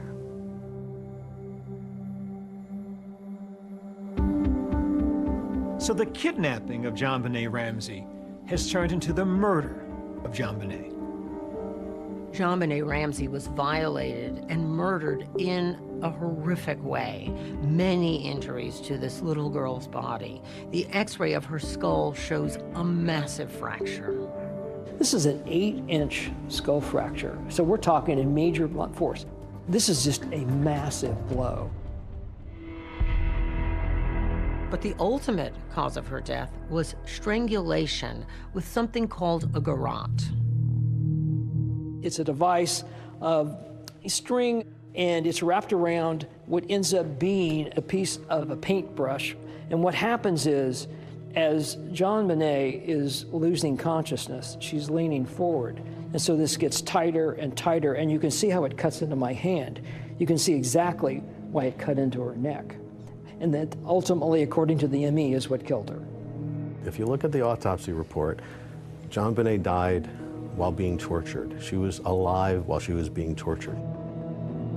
There were signs that JonBenét had also been sexually abused. The broken pieces of paintbrush that were used for the garrote were also used to sexually assault her. There were 4 people in that house, and 1 died overnight. From the very beginning, they suspected the parents. Within minutes of JonBenét's body being found, this was who they were going to go after, and that's what they did.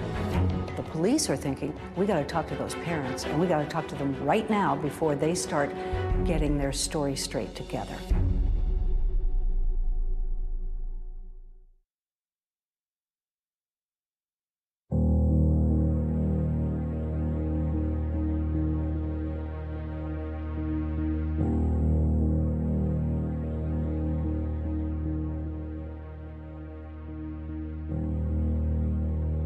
When JonBenét's body was brought out past the candy canes decorating the front of the house, there were only a couple of reporters outside to capture that.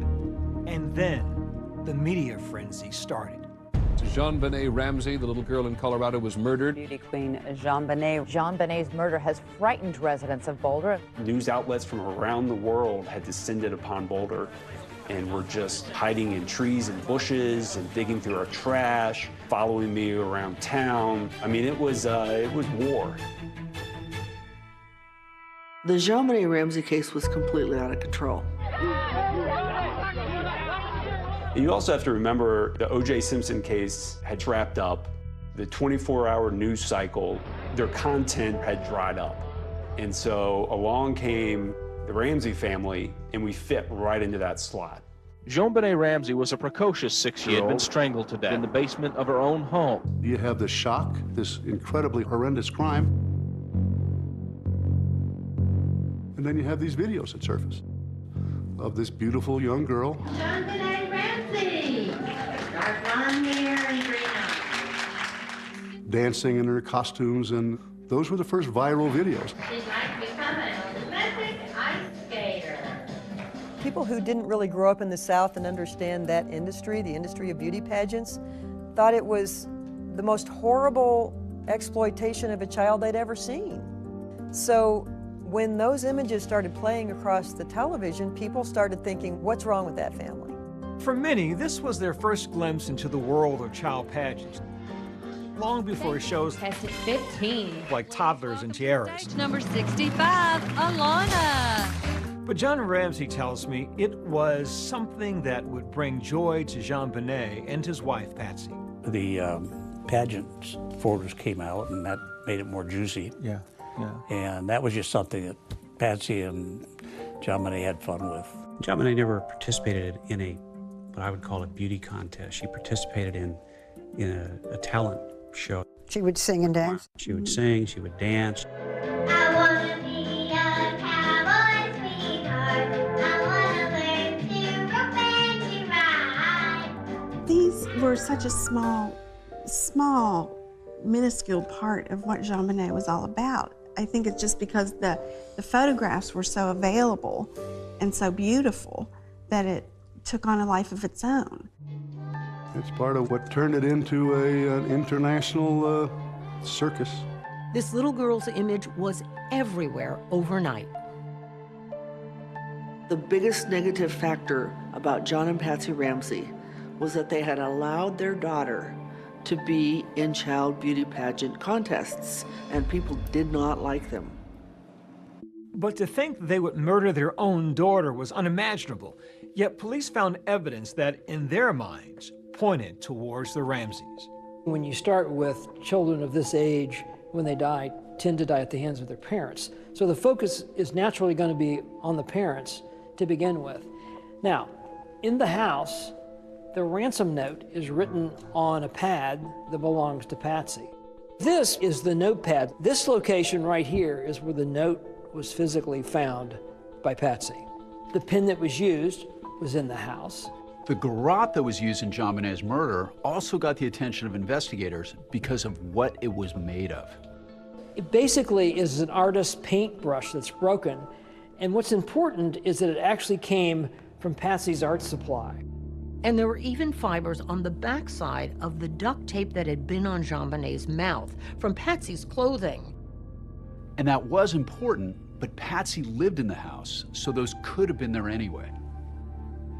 The police started thinking, well, maybe this is just a cover-up, that the Ramseys harmed their child some way, then panicked and tried to create basically a kidnapping scenario. Patsy and John should have been taken to the police station immediately for separate interviews, for examination of their body for defensive wounds, for collection of their clothing. That never happened. At this point, they haven't interviewed the mother or father. Not surprisingly, they're still very grief-stricken. They have not been in any kind of condition to be interviewed. My father, myself, we all marched into that police station, gave blood, we gave hair, we gave fingerprints. The thing that really stuck with me is two detectives hand me their business cards, and one says narcotics officer and the other says auto theft. And I buried my head into my hands because I knew at that point we were in a bad spot. Though the police had spoken to John Ramsey after JonBenet's body was found, what they really wanted to do was formally interrogate the couple. The police are thinking, we got to talk to those parents, and we got to talk to them right now before they start getting their story straight together. Your lawyers advised you then not to submit to police questions. Why not, people say? Wouldn't you have wanted to tell them everything? Well, I don't recall that our lawyers told us that at the time. We said, you know, yeah, we want to keep working with you, but can't you come here? We can't go out. Patsy was in bed. Patsy was barely able to move.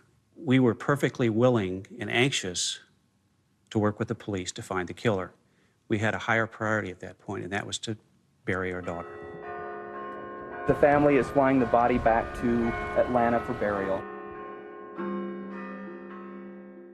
On New Year's Eve, JonBenet was laid to rest just outside Atlanta, Georgia. This service is in loving memory of JonBenet Patricia Ramsey. We flew back to Atlanta to bury JonBenet. Atlanta being our home.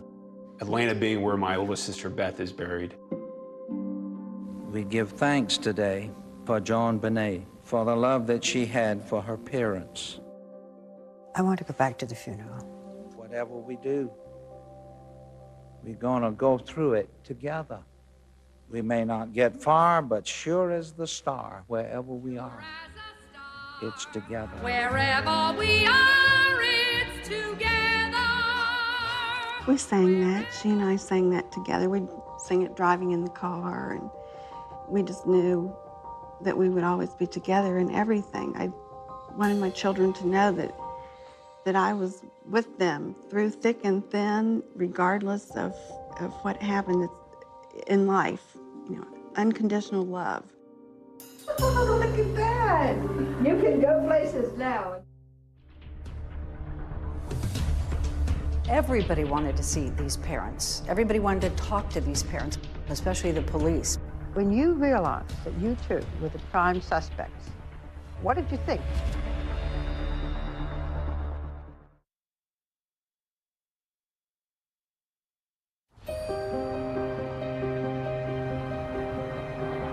The Boulder police did not interrogate the Ramseys, but they remained the main suspects. Many people found the Ramseys' behavior peculiar and suspicious, and from that, many presumed they must be guilty. When you realized that you two were the prime suspects, what did you think? What did you feel? What did you say? Well, we were outraged. We were shocked. How could they think that? We were a normal family. I just didn't believe it. You just can't believe it. I mean, you were suffering from having lost our child. And then for someone to accuse you, it's just, you can't believe that would happen. Then 6 days after the murder, they go on CNN and say they didn't do it. If anyone knows anything, please, please help us. We've sensed from our friends that this tragedy has touched not just ourselves and our friends, but many people. As a mother, my heart went out to this couple. And if I were a resident of Boulder, I will tell my friends to keep your babies close to you. There's someone out there. Some people thought it was odd they were talking to the public rather than to the police. You did an interview on CNN. Why did you do that? We did it reluctantly and at the insistence of some friends who could see that we were being painted as guilty. Unfortunately, at that time, we were so, and when we look back at it, we were so distraught and medicated. It was probably not giving the impression that he had hoped we would achieve. Police end their 10-day search of the Ramsey house and remove the crime scene tape. It is unknown if the family intends to resume residency at the home. We have no comment on the whereabouts of the family at this time. Starting from the beginning of this case, we, the media, lapped up what the Boulder Police Department wanted to tell us about what they were doing in the JonBenet Ramsey case. For the most part, the police didn't say much. They didn't leak a lot of information. But when they did, it was major. They thought the mother did it.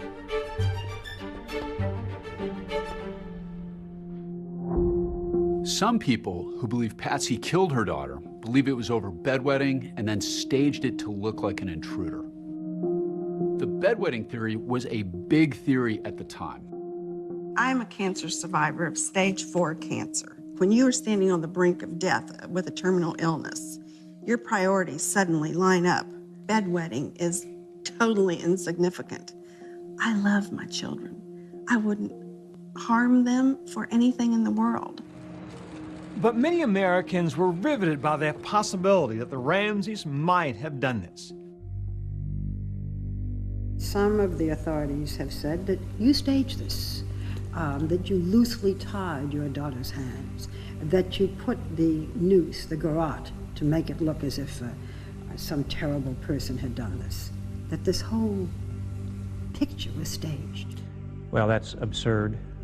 This was done by a terrible person. The garrote was deeply embedded in JonBenet's throat. Her hands were tightly bound. I couldn't get the knot untied. I tried to get it untied even before I brought her upstairs. And to say that we accidentally murdered our daughter and then staged this If we is had nonsense. staged it, why would we have disturbed it? Mr. and Mrs. Ramsey, did either of you have anything to do with the death of your daughter? No. No. Mr. Ramsey, did you kill JonBenet? No, I did not. Mrs. Ramsey, did you kill your daughter? No, I did not kill my daughter. How do you feel when I ask you these questions? Insulted, pain, hurtful. How can I tell you how much I love my daughter? I love her from the depths of my being. It's just unimaginable. There was a Gallup poll at the time that said something like 70% of the American public thought that you or your wife were guilty. I remember reading that. And it's like, well, I get it. That's what you were told over and over again. There's so many puzzle pieces here that just don't fit. Do you really think your daughter's murderer will be found? Yes, I do. Because the killer has never been pursued. An objective, wide investigation hasn't taken place. The parents have been focused on. That's all that's been done. I think it's solvable. I really believe it's solvable given today's technology. There are a lot of people in this country who hope that that crime is solved in your lifetime. The suspect might be out there and be someone who's completely unknown, who has never been on anyone's radar. What we know is that just within a few mile radius of the Ramseys' home, there was approximately 38 to 40 sex offenders in that area. And the question is, have they all been completely vetted?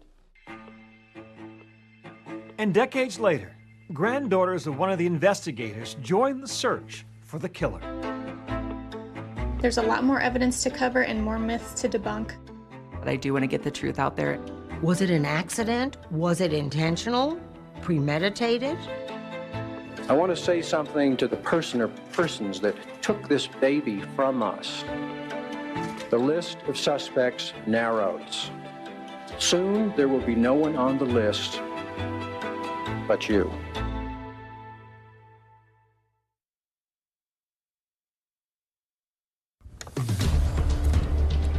Our killer is John Bonet. How many victims has he had in the past? And how many victims is he going to have in the future? Tonight, the new focus on one of the most haunting unsolved cases of the last 30 years. Will the spotlight push the police for further DNA testing? I just need some specifics from the police. Are you doing this? Are you doing this? Now, new interviews. They targeted you, John. They wanted to hurt you. And they did that by killing your daughter. What you've never heard before from Patsy Ramsey. The police were more concerned with feeding the frenzy of media sharks every day than in finding the killer of our daughter. The detective who left the police to pursue his own investigation. Lou dedicated a big part of his life to finding JonBenét's murderer. Detective Lou Smith was like, whoa. He just said, I have a name. I want you to write it down. Is the answer in the list he left behind? Our grandfather was a detective on one of the biggest unsolved murders in our generation. Do you think if they'd taken the help offered 28 years ago, this case would have been solved by now? Oh, yeah. I have no doubt. There's a good opportunity to really find out who did this.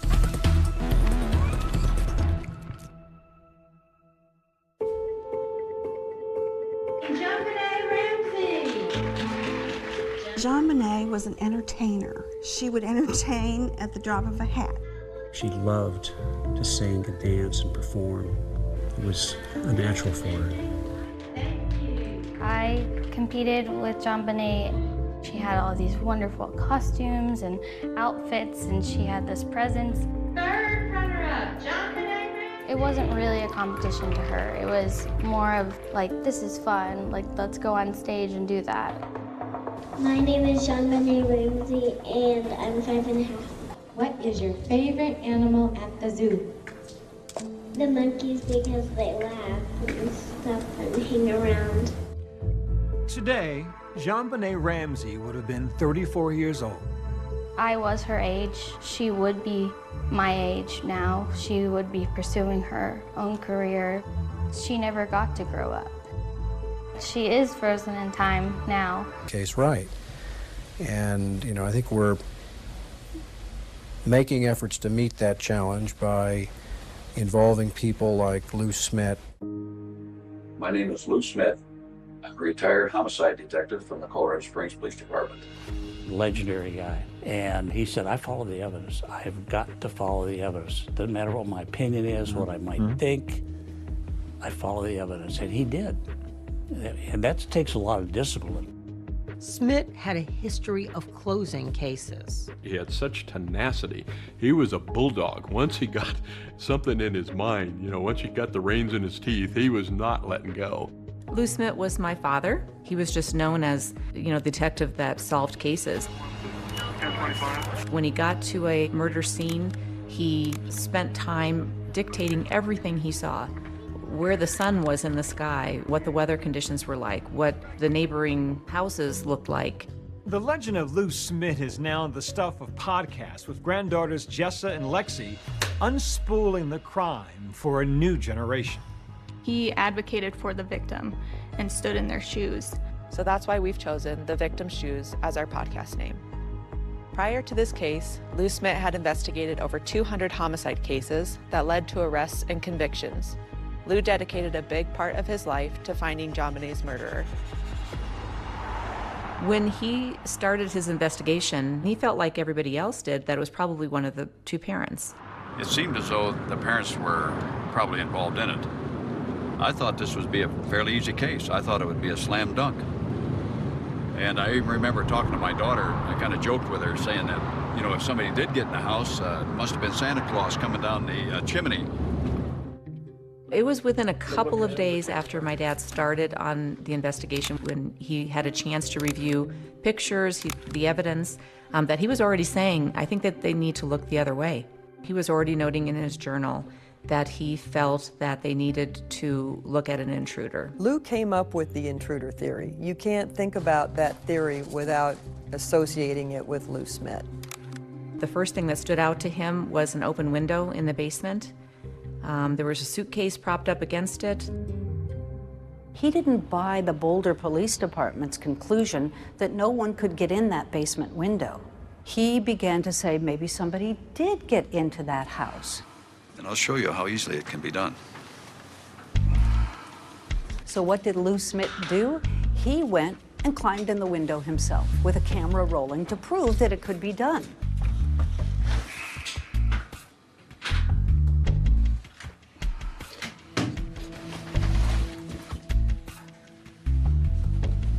It really wasn't that difficult coming in that window. But is Smith's own theory compromised by the very crime scene photos he himself has studied? There are cobwebs in the window, which could support that no one did go through this window. The big question is, could you have gotten through this window, this small window, without disturbing this cobweb? I think the answer to that is maybe. But the other important point is, how soon was this picture taken after JonBenet was killed? Because spiders can replicate webs very fast. Also found in the basement by JonBenet's body, a shoe print, a high-tech brand that did not match any of the shoes in the Ramseys' house. The investigators believe, and maybe rightly so, that that's the bad guy's footprint. The counter-argument is that footprint image could have been inadvertently left by police officers at the scene, but a more disturbing image in Lou Smit's investigation comes from 2 marks left on JonBenet's face and back. The marks themselves, both on the back and on the face, were the same distance apart. Suddenly a little light went on, and it was just like, wait a minute, it was a stun gun. Smit looked at other murders where a stun gun was known to have been used. He examined photos of a crime victim who had a known stun gun wound. And the marks are very similar to the face of JonBenet. He also looked into an experiment performed using stun guns on pigs. These marks were also the same as the marks found on JonBenet. When we did the pigs, we get perfect marks, just almost like on the back of JonBenet. This brings back our grandpa's whole motto that things are usually what they seem. Don't make it complicated. To make things less complicated, Smit transferred all his knowledge and thoughts about the case to VHS tape, leaving behind a 6-hour video presentation of his intruder theory. There's no reason at all for the Ramseys to use a stun gun, and the Ramseys don't have a stun gun. If it's not a stun gun, what is it? That's the question I always ask. You tell me what it is. Lou Smit stood up and said, wait a second, we need to look at this again. It actually is possible, it actually is plausible, and in his mind, it's actually the most likely scenario. But there have been challenges from the beginning of this case. There were published reports that the Boulder Police Department refused to accept assistance from outside law enforcement. Denver police called and offered 2 experienced homicide detectives to come work at Boulder under their direction, full-time. They turned it down. Do you think if they'd taken the help offered 28 years ago, this case would have been solved by now? Oh, yeah. I have no doubt. I've been told by experienced homicide detectives over the years, this is not a hard case to solve, but they needed to be on it immediately. Lou Smit thought that the Ramseys were being targeted unfairly. Thought there was something drastically wrong. I had seen evidence of an intruder. One thing the police and the district attorney do agree on, both want the Ramseys to come in for a formal videotaped interrogation. And when that day finally comes, it gets heated. Go back to the damn drawing board. I didn't do it.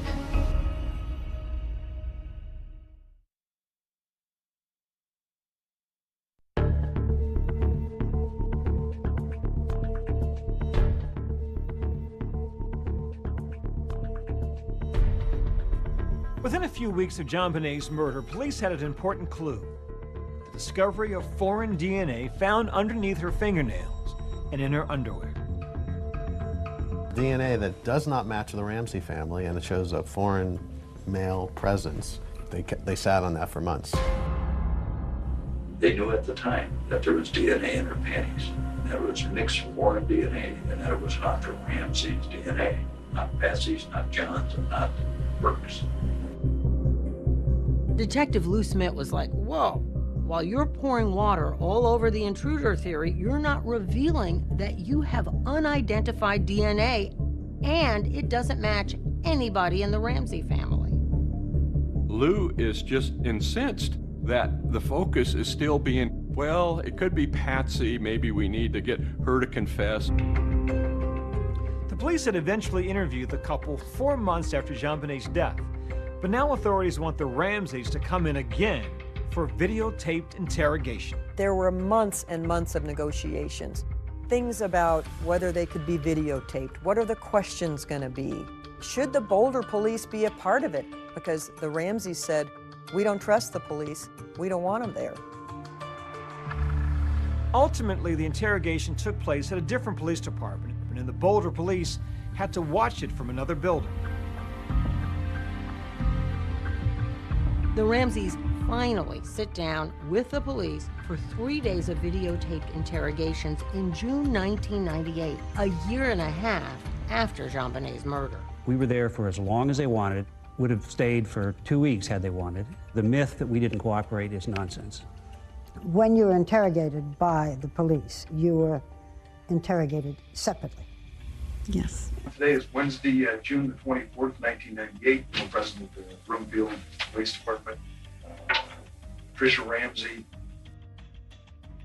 Tom Haney, who was one of the most respected homicide detectives out of Denver, was chosen to interview Patsy Ramsey. Patsy Ramsey had a year and a half to prepare. I knew that it was going to be tough to get a spontaneous response. Do you ever recall purchasing black duct tape like this? It seems like there can't be a house in the world that doesn't have duct tape because it repairs everything. Well, I never liked it because it's so gooey. Isn't it gooey? He started out softly and kindly and curious, and then he got pointed with his questions, and that made Patsy angry. If I told you right now that we have, in the process of being examined, trace evidence that appears to link you to the death of JonBenet, what would you tell me? That is totally impossible. Go retest. How is it impossible? I did not kill my child. I didn't have a thing to do with it. She said it was impossible that we had physical evidence linking her to the crime. I'm talking about scientific evidence. I don't give a flying flip how scientific it is. Go back to the damn drawing board. I didn't do it. John Ramsey didn't do it, and we didn't have a clue of anybody who did do it. I am so taken with her swagger. She just tells them, you know, you think you have some evidence on me? Well, you better look again. We love that child, okay? We're not involved. Read my lips. Let's find out who is. My life has been hell from that day forward. And I can't stand the thought of thinking somebody's out here walking on the street. God knows they might do it again to some other child. You know, quit screwing around asking me about things that are ridiculous and let's find the person that did this. Patsy was feisty. She was combative, in stark contrast to John Ramsey, who was interrogated by Lou Smith. When Lou interviewed someone, he pried anything out of people just by being understanding and really listening. Now, John, and I know this is touching right back on a very delicate spot, but was this tape wrapped around anywhere, or was it stuck down? It was very firm across her lips. I reached out, flipped the latch, opened the door, I knew immediately what I found. Okay, and you say immediately? There was a white blanket, and I just knew I found her. How were you standing with her? The interrogation tapes are intriguing to watch, as there's a lot of raw emotion shown by both John and Patsy Ramsey.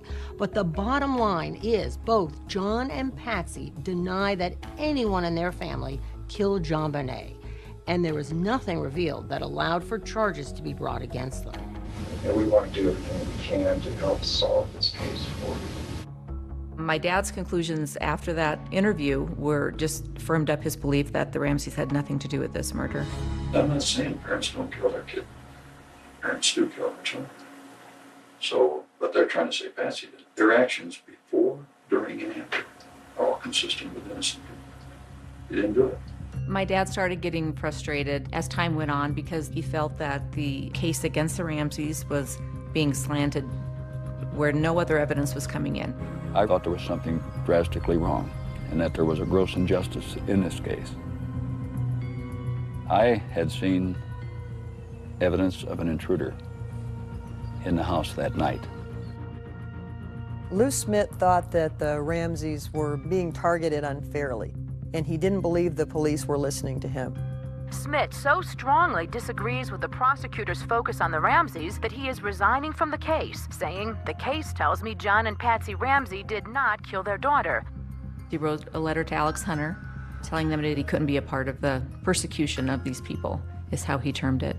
He wrote, "I intend to stand with this family and somehow help them through this and find the killer of their daughter." My dad may have resigned from the district attorney's office, but he never stopped work on the case.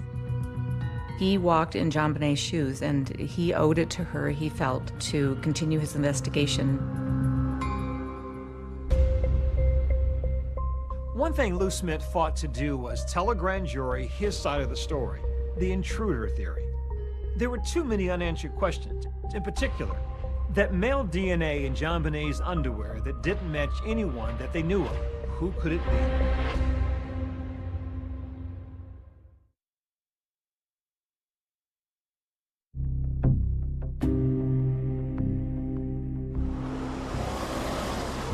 Grand jurors arrived at the Boulder County Justice Center this morning and were escorted into the courthouse by sheriff's deputies.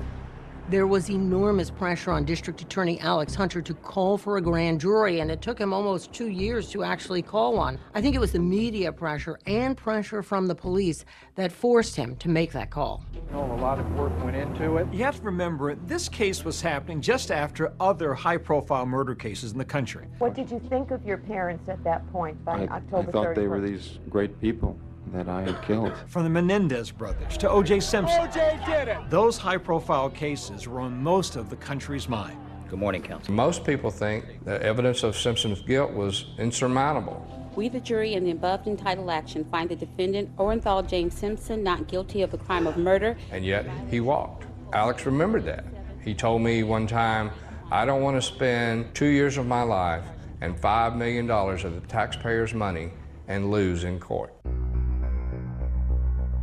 Alex Hunter sat a grand jury for 13 months. Are you surprised by anything you've seen? No. Over 13 months, those people heard over 100 witnesses. My name is Jonathan Webb. I was a grand juror on the JonBenet Ramsey case. It bothers me that the murder of a little girl like this has gone on unsolved for essentially a quarter century. Members of the grand jury looking like detectives themselves as they finally toured the Ramsey house. From a crime scene perspective, it was very disturbing how she was found. She's on a concrete floor, a garrote around her neck, and she's 6 years old. That's pretty horrible.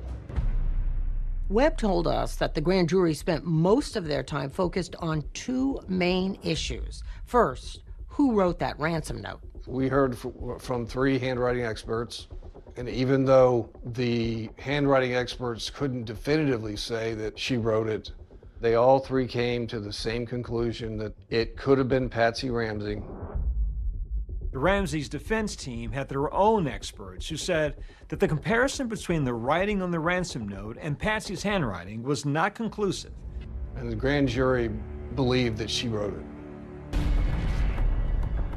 The second focus for the grand jury, according to Jonathan Webb, was the viability of the intruder theory. Smith actually presented his intruder theory to the grand jury. This is the very first photo taken of a training room basement window. The window is wide open. Now, if I was a detective, I'd have said, wow, this is entry. But the grand jury wasn't buying the intruder theory because of those cobwebs in the window. The intruder theory didn't make sense to the grand jury. The Boulder police had photographed cobwebs. So for someone to get through a small opening like that and not disturbing a cobweb would be remarkable. A grand jury doesn't decide guilt or innocence the way a regular jury does. The grand jury is only there to decide whether or not there's probable cause to charge the suspects with a crime. We were troubled by, to what level of confidence do we need to have to vote to indict? And it's the preponderance of the evidence, which means greater than 50%. And soon after that, we voted to indict. The grand jury was looking at two specific accusations for the Ramseys: child abuse resulting in death and accessory to a crime. The grand jury couldn't point the finger at Patsy or John specifically, but they were sure that one of them committed the crime and the other person helped to carry it out.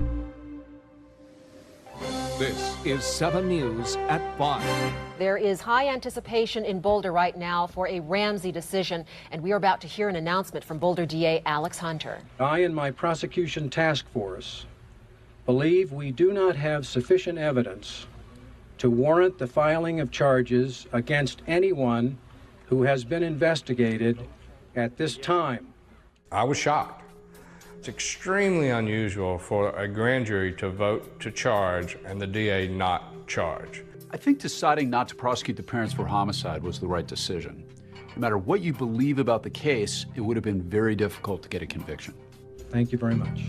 There were too many questions, in particular, that DNA in the underwear that appears to have been from a man didn't match anyone they knew of. That's why Lou Smith continued investigating even after he resigned from the case. He had condensed everything he knew about every person of interest into a spreadsheet. It's like a PowerPoint on steroids. It detailed 887 names.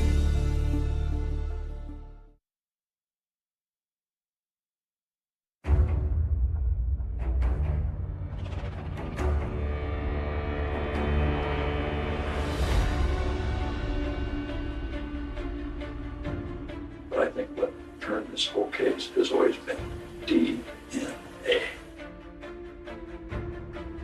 The killer left behind, I believe, part of his DNA. On their podcast, Lou Smith's granddaughter spoke about his focus on the DNA in the case. Over nearly 13 years, Lou took all of the information that he had on this case and developed a database. In this particular murder, he thought that DNA would solve this case.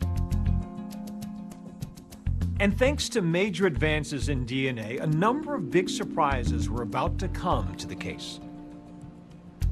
What became groundbreaking at the time was a thing called touch DNA. Essentially, when someone touches something, the skin cells they leave behind can be tested. In 2008, the then district attorney for Boulder, Mary Lacey, decided to do a new round of DNA testing on JonBenét's pajama leggings. Remember, there was already DNA from an unknown male found under JonBenét's fingernails and in her underwear. But analysis of touch DNA on her leggings uncovered something new. DNA from at least one unknown male, maybe two. In recent months, investigators used that new procedure, which helped them discover fresh DNA on JonBenét's long johns, left by the killer's fingertips. Now new DNA analysis proves just that. The Boulder District Attorney clears all members of the Ramsey family in the murder of their 6-year-old daughter, JonBené.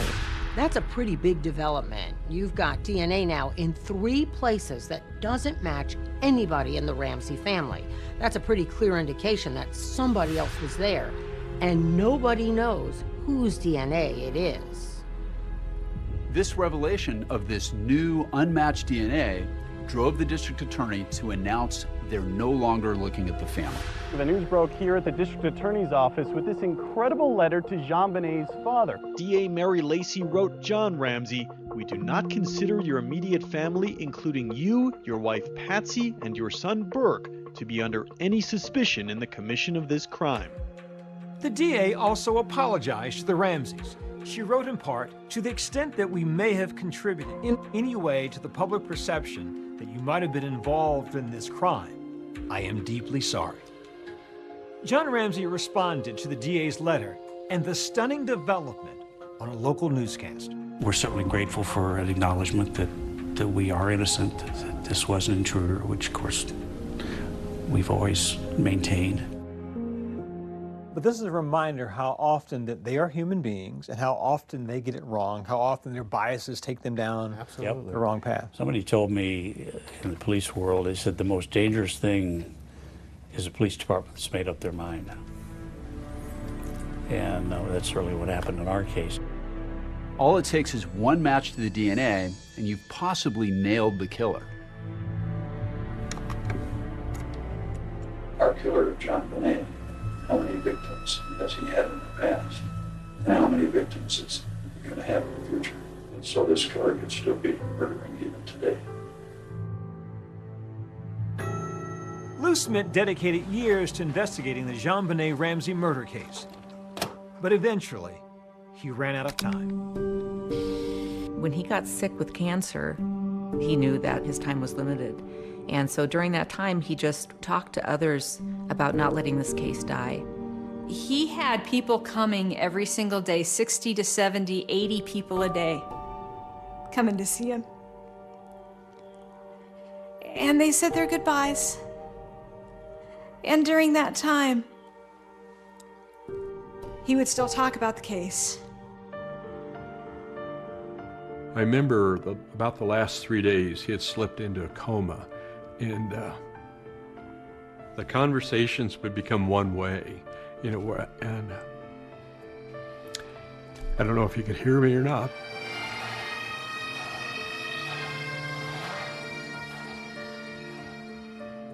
I'm John Ramsey.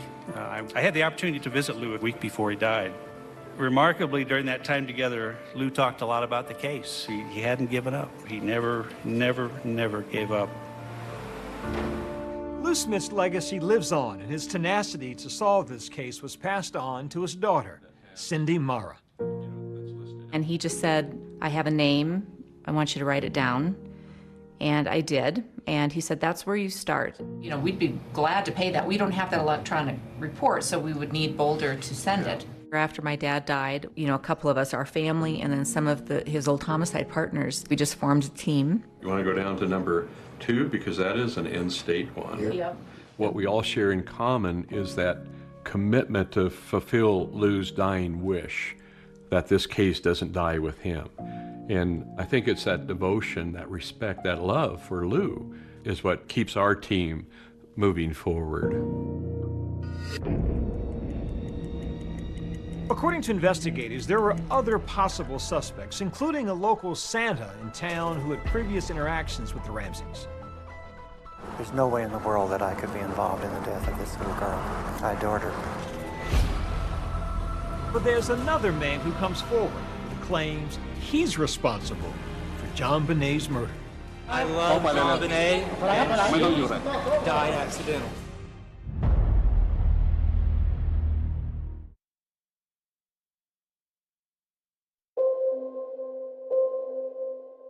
The mystery surrounding the murder of JonBené Ramsey haunted Lou Smith until the day he died. But he left behind that detailed list, hoping that one day JonBené's killer would finally be brought to justice. He had condensed everything he knew about every person of interest into a spreadsheet. It was like a PowerPoint on steroids. The spreadsheet detailed 887 names. He wanted us to take the list that he had and try and keep the case alive. Out of those 887 entries, by the time he went into hospice, Lou had marked 134 cleared. Over the years, there have been many leads that seemed promising at one time or another. That new Netflix documentary, Making News, details how just months after JonBenét's murder, a 12-year-old girl who lived less than 2 miles from the Ramseys was attacked as she slept in her bed. Sometime in the late hours, Mom hears a noise going on. And there was, in fact, an intruder in her daughter's bedroom preparing to molest her. That person has never been identified. That girl had attended the same dance studio as JonBenet.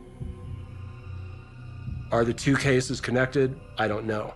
Boulder police said that while the two cases had some similarities, they found no definitive connection. In the search for the killer, investigators chased down countless leads, including a local transient. Here you have Gary Oliva, who apparently on the night or the next day after JonBenet was killed, called a friend and told him over the phone that he had hurt a child. All of a sudden I get a phone call, and it's Gary, and he's sobbing into the phone like I've never heard anybody sob in my entire life. I hurt a little girl. He was a homeless man who hung out at a church just a block and a half from the Ramseys' home. And he confessed that he killed JonBenet Ramsey. They took a look at him, but eventually eliminated him because there is absolutely no connection between he and the Ramseys. And his DNA, they used that to eliminate him. Investigators also looked into Bill McReynolds, a local Santa Claus who'd worked at the Ramseys' holiday parties.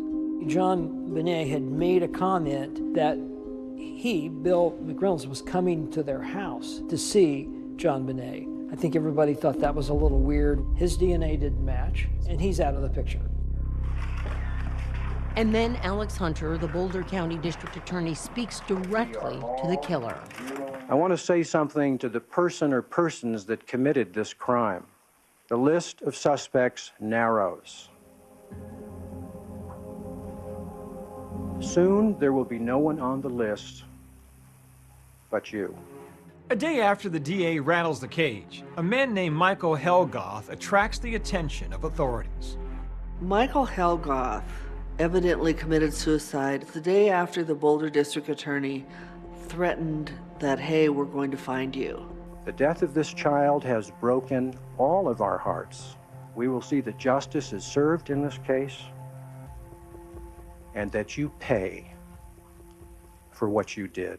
That speech was designed to get the killer nervous. When Michael was found dead, there was a stun gun at his residence. Also, there was a pair of high-tech boots. These two clues had previously been linked to JonBenet's murder. Stun gun, a bit odd for people to have. High-tech boots, fairly common thing for people to have. But the real clincher would be DNA didn't match, and he has no connection to the Ramsey family. And so investigators also eliminate Helgoth as a person of interest. Investigators finally felt they had a real break in the case with John Mark Carr. He famously claimed he was with JonBenet when she died. I love JonBenet and died accidentally. Are you an innocent man? No. Her death was an accident. So you were in the basement? Yes. Problem is, he wasn't in Boulder, Colorado when she died, and his DNA didn't match. Even though Carr claimed he was in the basement when JonBenet died, there was just no physical evidence linking him to her murder. And so Carr was eliminated as a suspect. Take a look at it. Decades later, the search still goes on for the little girl's killer. What our team has been doing is focusing on collecting DNA and testing DNA. I think it's imperative that we investigate every credible suspect that's been provided. If we keep at it, hopefully we'll finally whittle it down to one person remaining on that list. Do you think you know who the killer is? You know, no, I don't. And this is a very dark, evil person. I don't know anybody like that. But could advances in DNA technology finally help catch the person who killed John Bonet?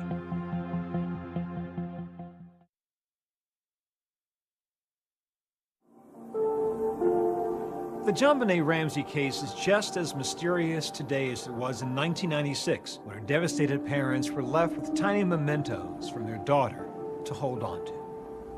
It makes me sad that there were happy little hands in this glove.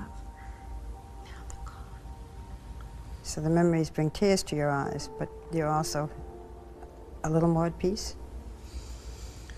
I don't know. I don't think I will be at peace until we find out who did this.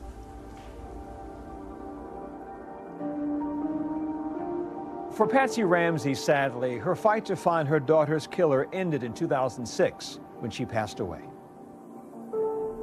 Patsy died of ovarian cancer. Yes. Went through all of that without knowing that she'd been cleared. That's correct. She was buried next to John Bonet in Marietta, Georgia. But the search for justice continues. I think it's even more mysterious now to some degree because who the heck was in that house? How'd they get in? Why'd they target her? Lou Smith's family, dedicated to keeping the case moving forward, continues to work on whittling down a list they presented to law enforcement in 2020. And what we presented was a confidential list of our top 20 people of interest and the list of the 8 people of interest that our team had eliminated through DNA analysis. The technology has just advanced so tremendously. John Bonet's blood was mixed with unknown male DNA in her underpants, and we need to separate out those 2 profiles, which can be done now, and use genealogical DNA, which has been a huge tool in solving cold cases recently. That technique has solved some old, dead cold cases. That's what we're asking the police to do. Well, DNA science has progressed significantly since the early years of the Jean Bonet investigation, and investigators can now work with smaller, mixed, and degraded samples. There are still significant hurdles. What will be your message to the Boulder Police Department today? Look, just tell us, are you using one of these very cutting-edge labs to do additional DNA testing? If you are doing additional DNA testing, that's all I need to know. According to the Boulder PD, investigators are utilizing outside labs and experts in the latest technology. Our collaboration also includes the Colorado Cold Case Review Team, which is a panel of outside experts brought together in December of 2023 to review this case. Our department has had ongoing conversations with John Bonet's family, the last of which occurred in mid-2024. Our goal is to find John Bonet Ramsey's killer. Our commitment to that has never wavered. The family has not lost the will to fight and the will to find the killer.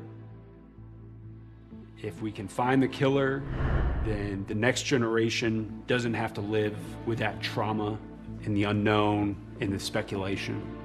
If we leverage the evidence, we follow the facts, we will find this killer.